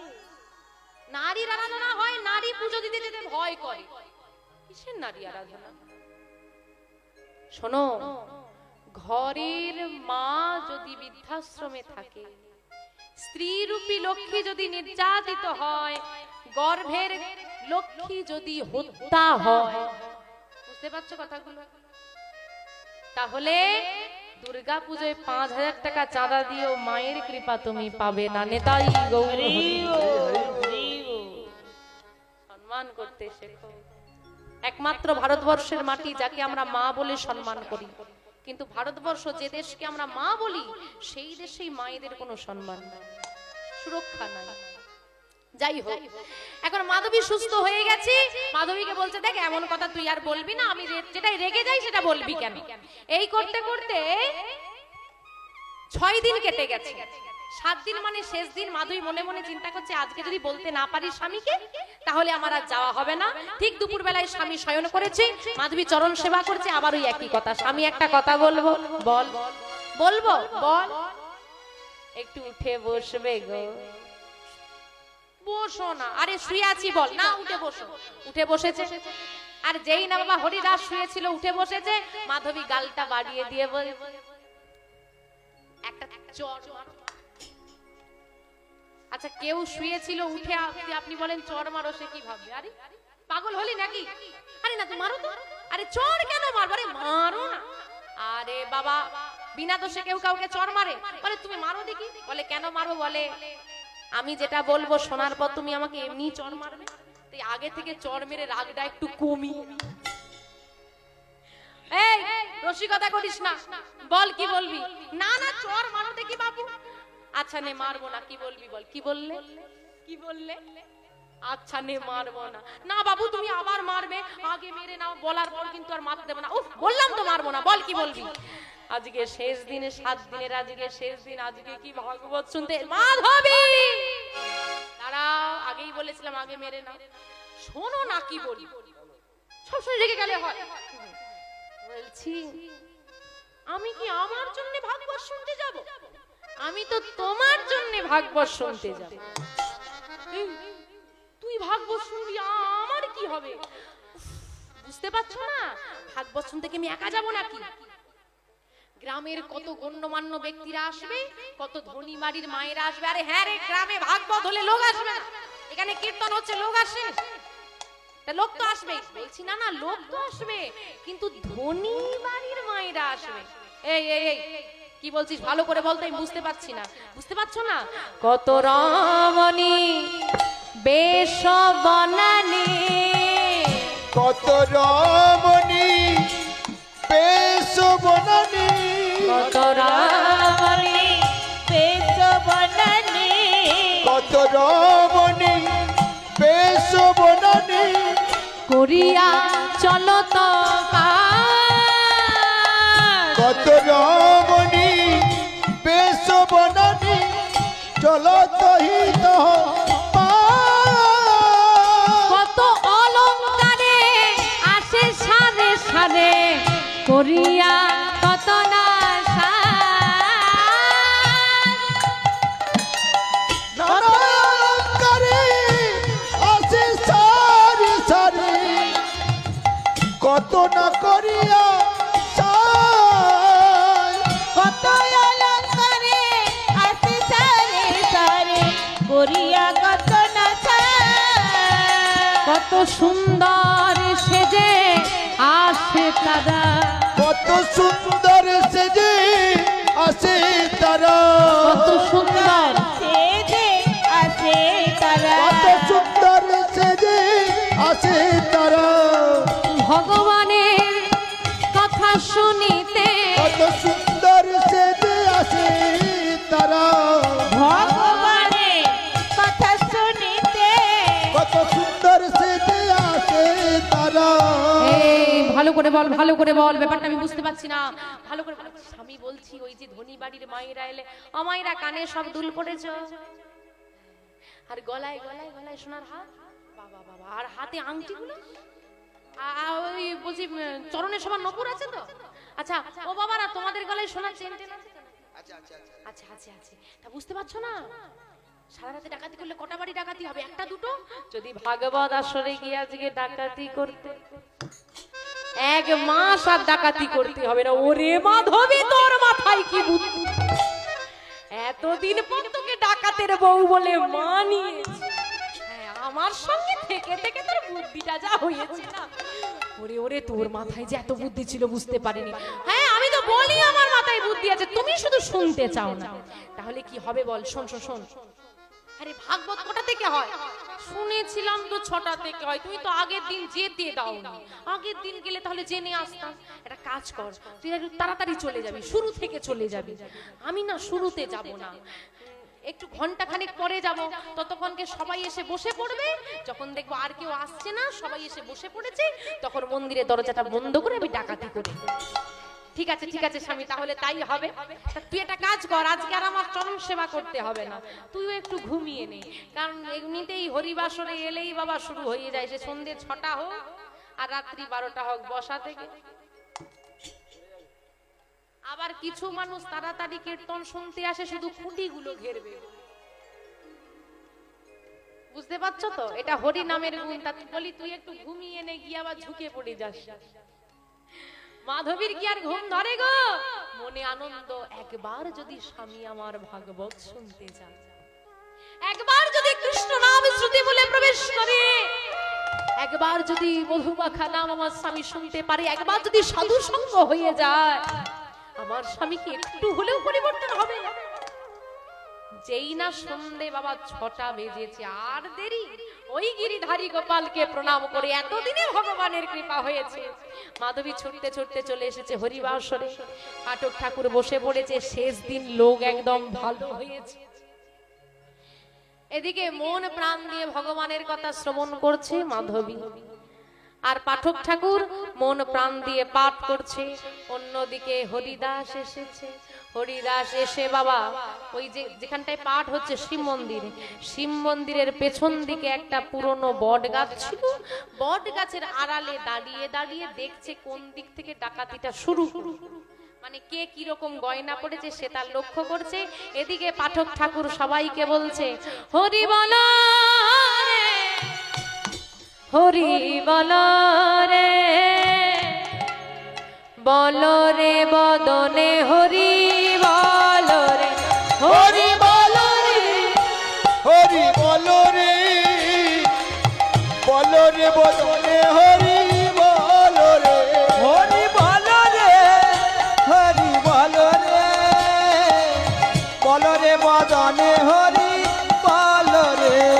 হরি বল, হরি বল, হরি বল ভাই, হরি নাম ছাড়া জীবের আর গতি না। একবার হরি বলো, হরি বলো, হরি বলো ভাই, হরি নাম ছাড়া জীবের আর গতি না। হরি বলো, হরি বলো, হরি বলো ভাই, হরি নাম ছাড়া জীবের আর গতি না। না না গতি নাই, গতি না নাই, না গতি নাই, গতি নাই, গতি নাই গতি না না গতি নাই, গতি নাই, হরি নাম ছাড়া না না গতি নাই, গতি নাই, হরি নাম ছাড়া না না গতি নাই, গতি নাই।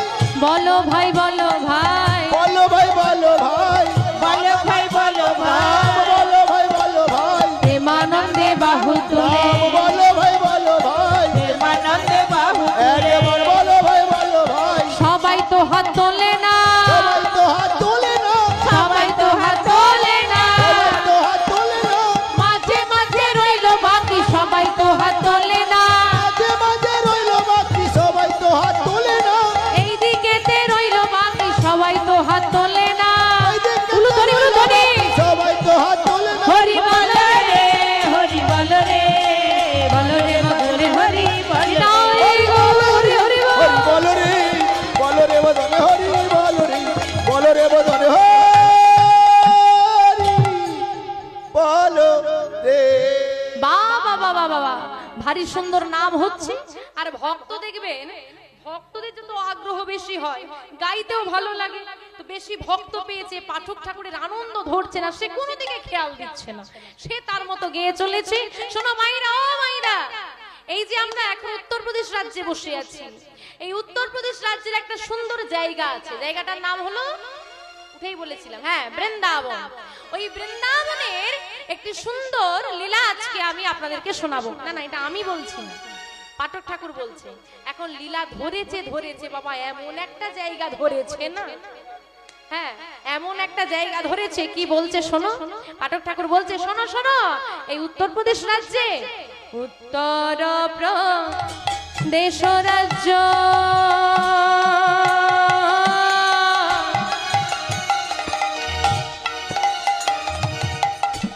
বৃন্দাবন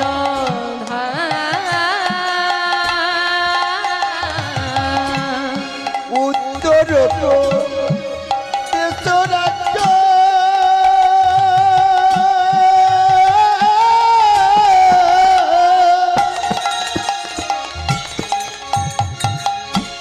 বৃন্দাবন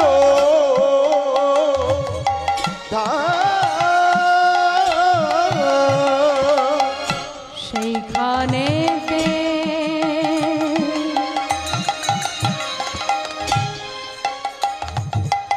বাস করে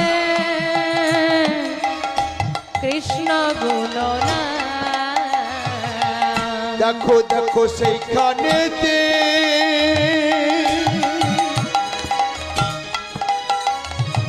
বাস করে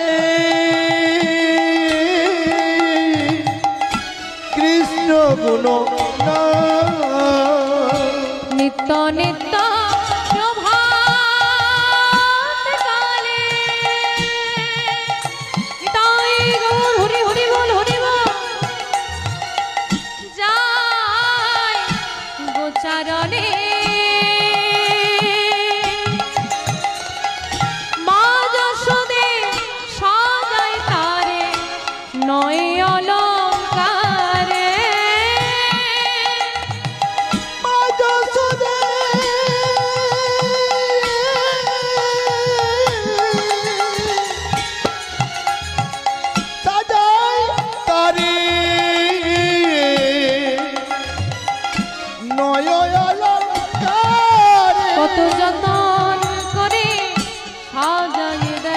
কত যতন করে সাজাই দে, কত যতন করে সাজায় কত দেয় যতন করে সাজাই দে, গোচারণে যাবে বলে কত যতন করে সাজাই দে, গোচারণে যাবে বলে কত যতন করে সাজাই দে। কি বললেন? উত্তরপ্রদেশ রাজ্য বৃন্দাবন ধাম, এই উত্তরপ্রদেশ রাজ্যের একটা জায়গা নাম হচ্ছে বৃন্দাবন। সেইখানেতে বাস করে কৃষ্ণ গুণনাম। কৃষ্ণ নামে একটা ছোট্ট ছেলে সেখানে বসবাস করে। সে কি করে? নিত্য নিত্য প্রভাতকালে যায় সে গোচারণে। ও মা, গোচারণ মানে গরু চড়াতে যায়। কৃষ্ণ প্রতিদিন সকালবেলা গরু চড়াতে যেত। মা যশোদে মানে ছেলেটার মায়ের নাম যশোদা, সাজায় তারে 9 অলংকারে, 9টা গয়না দিয়ে তার মা তাকে গোচারণে যাওয়ার জন্য সাজিয়ে দেয়। 9টা গয়না হিসেব করুন, দুটো হাতে দুটো বালা, দুটি বাজু বন্ধ, দুটো চরণে দুটো নপুর, কটা হলো? 6টা। কোটি দেশে কিঙ্কিনি, গলায় গজমতির হার, মস্তকে চূড়া, কটা হলো? 9টা। 9টা গয়না পরে সাজিয়ে তো দেয়। এই 9টা গয়নার এক একটার দাম 9 লক্ষ টাকা। একটার দাম 9 লক্ষ হলে 9টার দাম 81 লক্ষ টাকার গয়না পরে ছেলেটা গরু চড়াতে যায়। এতক্ষণ কোনো কথা হরিদাস শোনেনি, তাকিয়েছিল কোন দিক দিয়ে ডাকাতি করবে। হঠাৎ করে তার কানে এসে পৌঁছেছে 81 লক্ষ টাকার গয়না পরে ছেলেটা গরু চড়াতে যায়। সোনা মাত্র ঠেক দিয়ে দাঁড়িয়েছিল। কি বললো কি বললো? এই আমি আরে ভুল শুনছি না তো? ঠিক শুনেছি। 81 লক্ষ টাকার গয়না পরে একটা বাচ্চা ছেলে গরু চড়াতে যায়। বাবা, গরু চড়ানোর জন্য যদি কেউ এত গয়না পরে, না জানি অনুষ্ঠান বাড়ি হলে কত গয়না পরে। তার মানে সে কত ধনী। সর্বনাশ, আমি তো জানি ভাগবত মানে ভগবানের কথা, এ তো টাকা পয়সার কথা হচ্ছে। এ আবার কিরকম ভাগবত রে বাবা। যাই হোক, ভগবান যা করে মঙ্গলের জন্য। যদি বাবার বিয়ের পর ব্যবসা বেড়ে যায়, তাহলে ধরতে হবে সেটা কার গুণ? লক্ষ্মী লক্ষ্মী বউ লক্ষ্মী। আরে ওই যে বৌমাটা দেখে আনলাম না, এত ভালো, কি বলবো, আশা মাত্র ঘরের উন্নতি। হরিদাস মনে মনে ভাবছে আমার বউটা কি লোক। আশা থেকে ডাকাতি বেড়ে গেছে। আবার বলছে চলো হরিবাসরে তুমি ডাকাতি করবে। আবার এখানে এসে শুনলাম আরো বড় ডাকাতির শস্য। মেয়েটা সত্যি লক্ষ্মী। যাই, লক্ষ্মীর গুণগান পরে করব, ডাকাতিটার খোঁজ ডালি। তা 81 লক্ষ টাকার গয়না ডাকাতি তো করবো বুঝতে পারছি, কিন্তু কে পরে আর সে থাকে কোথায় সেটা তো শুনলাম না। জিজ্ঞেস করে আসি। ডাকাতের ওই 81 লক্ষ টাকাকে লক্ষ্য হয়ে গেল। সে কি করেছে? মনে মনে ভাবছে এখানে যে মায়েরা গয়নাগাটি পড়েছে, বলি ইমিটেশনের কেউ করে নেই? আরে আছে আছে আছে, নকল পড়েছে? হ্যাঁ অনেক আছে। ওখানে লোকসান করিয়ে দেবে তো আমার ডাকাতি। তখন থেকে বলছি ডাকাতি হবে, বলনি তো যে আমারটা করো না, আমারটা নকল। তা মনে মনে ভাবছে কেউ কেউ ডাকাতির ভয়ে গয়না পরেনি। যারা পড়েছে নকলও করতে পারে। সব বাবাদের হাতে আংটি, গলায় সোনার চেন, এখানে ডাকাতি করলে লোকসান হতে পারে। 81 লক্ষ টাকার গয়না ডাকাতি করলে সারা জীবন আর ডাকাতি করতে হবে। মনের আনন্দে একদম বাবা পেছনের দরজা দিয়ে মন্দিরে ঢুকে পাঠক ঠাকুরের সামনে এসে দাঁড়িয়ে বলছে, ঠাকুর ছেলেটার নাম কি আর বাড়ি কোথায়? এখন আপনি বলুন, সামনে এসে কেউ বিরক্ত করলে ভালো লাগবে? শুধু মন প্রাণ দিয়ে পাঠ করছে। এ বাবা তুমি কে?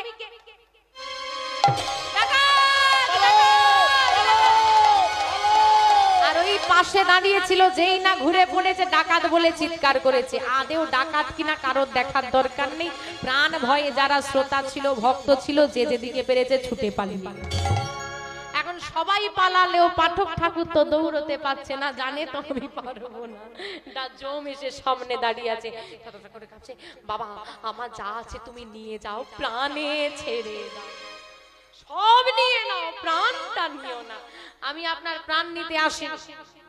শুনেন, আমি শুনলাম এক্ষুনি আপনি বলছেন একটা বাচ্চা ছেলে নাকি 81 লক্ষ টাকার গয়না পরে ডাকাতি করতে, গরু চড়াতে যায়। আমি ডাকাতি করতে যাব, আপনি শুধু বলেন ছেলেটার বাড়ি কোথায় আর নামটা কি? হ্যাঁ, কোথায় যাবে বাবা? ওই যে গয়নাটা ডাকাতি করতে যাবো, যেটার কথা আপনি বললেন। মনে মনে চিন্তা করছে, বলেও সর্বনাশ হয়ে গেছে। ও তো গিয়ে কৃষ্ণকে এখন পাবে না। ও যখন ডাকাতি করতে গিয়ে পাবে না, এত দূরে এসে তাকে বিফল হয়ে ঘুরে আসতে হবে, তখন এসে এই তো ঘুরে ফিরে আমারই প্রাণ যাবে। আমি কিছু বলিনি বাবা। এক্ষুনি তো বললেন আমি বলিনি। ধুর মশাই, এক্ষুনি তো আপনি বলবেন আমি নিজে কানে শুনেছি। না না বাবা, আমি বলছি না। এই যে ধরো, এই যে ধরো, কি ধরো, ওই গীতাটা তুলেছি আর তুলে বলছে এটার নাম হচ্ছে শ্রীমদ ভাগবত গীতা। আমি বলিনি বাবা, বিশ্বাস করো, আমি বলিনি। এই শ্রীমদ ভাগবত গীতায় বলছে ছেলেটার নাম কৃষ্ণ, বাড়ি তার বৃন্দাবন। বেশ বেশ বেশ, ছেলেটার নাম কৃষ্ণ, বাড়ি তার বৃন্দাবন। আমি জেনে নিলাম, আমি যাব বৃন্দাবনে কৃষ্ণ ডাকাতি করতে। আর শুনেন, এত বড় ডাকাতির সন্ধান যখন আপনি আমায় দিলেন, আমি কথা দিয়ে গেলাম, আপনি আমায় সন্ধান দিয়েছেন, আপনার কাছে আমি ঋণী হলাম। কথা দিয়ে গেলাম, বৃন্দাবন থেকে কৃষ্ণ ডাকাতি করে ফিরতে পারলে 9 লক্ষ টাকার একটা অলংকার আমি আপনাকে দিয়ে দিই। ও মা, চাকরির ইন্টারভিউ দিয়েছে, চাকরিটা পা, তারপর মিষ্টি বেলা বেলা, তাই না? ডাকাতি কর, তারপর দান করবি। ডাকাতি হয়নি, দান শুরু হয়ে গেছে। তাহলে 9টার একটা চলে গেল, এই হিসেবগুলো রাখবে, একটা চলে গেল। পাঠক ঠাকুরের চরণে প্রণাম করে, হ্যাঁ আপনি আমাকে বলেছেন, তা আপনার কথা শুনলাম, পাঠক ঠাকুরের চরণে প্রণাম করেছে, যাও বাবা তোমার কৃষ্ণ প্রাপ্তি হোক, সাধু সঙ্গ হলো আশীর্বাদ। এইবার চলেছে হরিদাস বাড়িতে ফিরে এসেছি। বাড়িতে ফিরে এসে মাধবীকে বলছে, মাধবী রুটি সবজি তৈরি করে দাও। কেন না, আমি যাব বৃন্দাবন।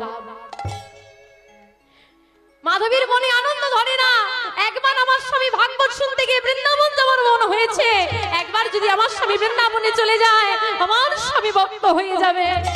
রুটি সবজি তৈরি করে দিয়েছে। শোনো মাধবী, এতদিন তুমি আমাকে বলেছো ডাকাতি ছেড়ে দিতে, আমি ছাড়িনি। আজ এই তোমার মাথায় হাত দিয়ে আমি প্রতিজ্ঞা করলাম, বৃন্দাবনে গিয়ে যদি আমি কৃষ্ণ ডাকাতি করে ফিরতে পারি, সারা জীবনের মতো ডাকাতি আমি ছেড়ে দেব। মা ভবতারিণীর চরণে প্রণাম করে মাধবীকে কথা দিয়ে হরিদাস যাচ্ছে বৃন্দাবনের পথে। কি ডাকাতি করতে? ভালো করে কথাটাকে বুঝবেন। কি ডাকাতি? জোরে বলো। একবারও বলেছে কৃষ্ণের অলংকার ডাকাতি। ভগবান প্রাপ্তির তার মন চলে গেছে। কৃষ্ণ ডাকাতি, কৃষ্ণ ডাকাতি, শব্দ ইবা ব্রহ্মা। প্রত্যেকটা মাকে বলছি, কি বললাম? শব্দ ইবা ব্রহ্ম, শব্দই ব্রহ্ম। আমার কথা শোনার জন্য আপনারা বসে আছেন। এমনও কিছু মানুষ আছে যাদের মুখের ভাষা শুনলে আপনি দূরে সরে গিয়ে দাঁড়ান। আপনার শব্দই আপনাকে ভালোবাসা দিতে পারে। আপনি কাউকে মারবেন, সে ভুলে যাবে, কিন্তু এমন কিছু কথা আছে আপনি বলবেন, সারা জীবন সে ভুলতে পারবে না। হৃদয়ে এসে আঘাত করে।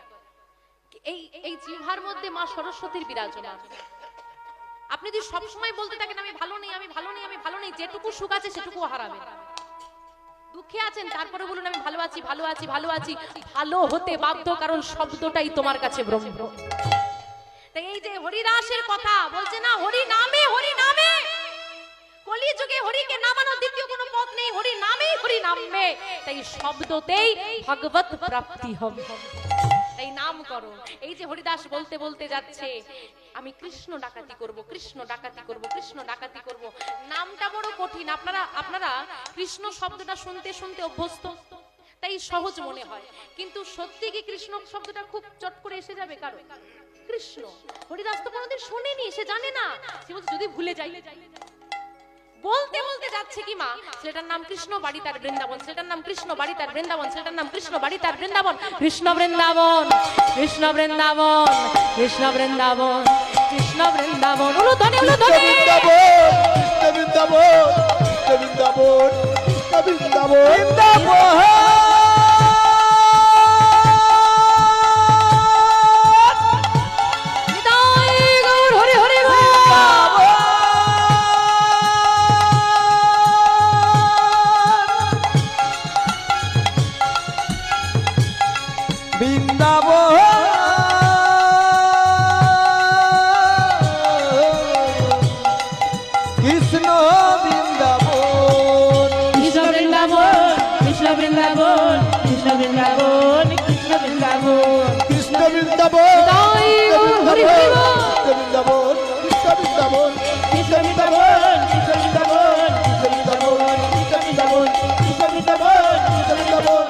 বৃন্দাবন। কৃষ্ণ বৃন্দাবন। হরিদাস ছুটে চলেছে বৃন্দাবনের পথে, জঙ্গলের পথ, দিন নেই রাত নেই, ক্ষুধা তৃষ্ণা, সারা চরণে কাঁটাগুলো ফুটে যাচ্ছে, সারা শরীর আঘাতে আঘাতে ক্ষত বিক্ষত হচ্ছে, চোখে আসছে জল, ভয় করছে জঙ্গলে। ওমা! মুখে একটাই নাম, কৃষ্ণ বৃন্দাবন। চোখে জলটা তার কষ্টে আসছে, শরীরে আঘাত পাচ্ছে, তো চরণে কাঁটা বিঁধছে, কিন্তু মুখে তো নামটা আছে। এই করতে করতে হরিদাস চলেছে বৃন্দাবনের পথে। তা হরিদাস কি একাই বৃন্দাবন যাবে? তোমরাও যাবে? সবাই যাবে? দেখি চলো তো কারা কারা যাবে দেখি। বৃন্দাবন কারা কারা যাবে একটু হাত তোলো মা। বাবা একটু উলুধ্বনি দাও, উলুধ্বনি দাও, উলুধ্বনি দাও। তা বুঝলাম বৃন্দাবন যাবে, সবাই যাবে, কিন্তু যাবে কি করতে আগে ঠিক করো। না, হরিদাস যাচ্ছে ডাকাতি করতে, তোমরা কি করতে যাবে?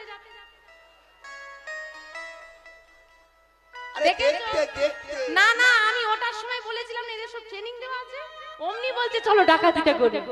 না, ট্রেনিং তো আছে, একটু প্র্যাকটিস হয়ে যাবে আর কি ডাকাতের সঙ্গে। তোমরা কি করতে যাবে? বলে ডাকাতি করতে। সর্বনাশ! ভগবানকে বলে বিপদে পড়লে রক্ষা করো, আজকে ভগবানের বিপদ বলে আমরাও বিপদ বাড়াতে যাব। ডাকাতি আমরা দেখতে যাব, তাই তো? আটকাবে না, শুধু দেখবে। একটা চলতি কথা আছে, চোরের ওপর এই ত্রিভুবনের সব থেকে বড় চোর কে? হ্যাঁ, কৃষ্ণ। বৃন্দাবনের প্রসিদ্ধ নবনীচোরা হরিদাস যে চোর বা ডাকাত আমি বললাম বলে আপনি জানলেন, কিন্তু কৃষ্ণ যে চোর সেটা জগতের সবাই জানে। তাহলে হরিদাসের থেকেও চুরি বিদ্যায় তার নাম ডাক বেশি। কেন? আমার হাতে গয়না থাকলে তুমি চুরি করতে পারবে, আমার দেহর থেকে মন যে চুরি করতে পারে তার থেকে তো বড় চোর দুনিয়ায় কেউ হতে পারে। কৃষ্ণ সব থেকে বড় চোর এতদিন জানতাম, আজকে চোরের ঘরে চুরি হবে, মানে চোরের ওপর বাটপারি হবে। তো চলুন আমরা বৃন্দাবনে গিয়ে দেখবো চোরের ওপর বাটপারি হয়, মানে চোরের ঘরে চুরি হয় কিনা আমরা আজকে দেখতে যাবো বৃন্দাবনে। সবাই মিলে বলুন বৃন্দাবনে ধামে কে বঙ্গ বিহারী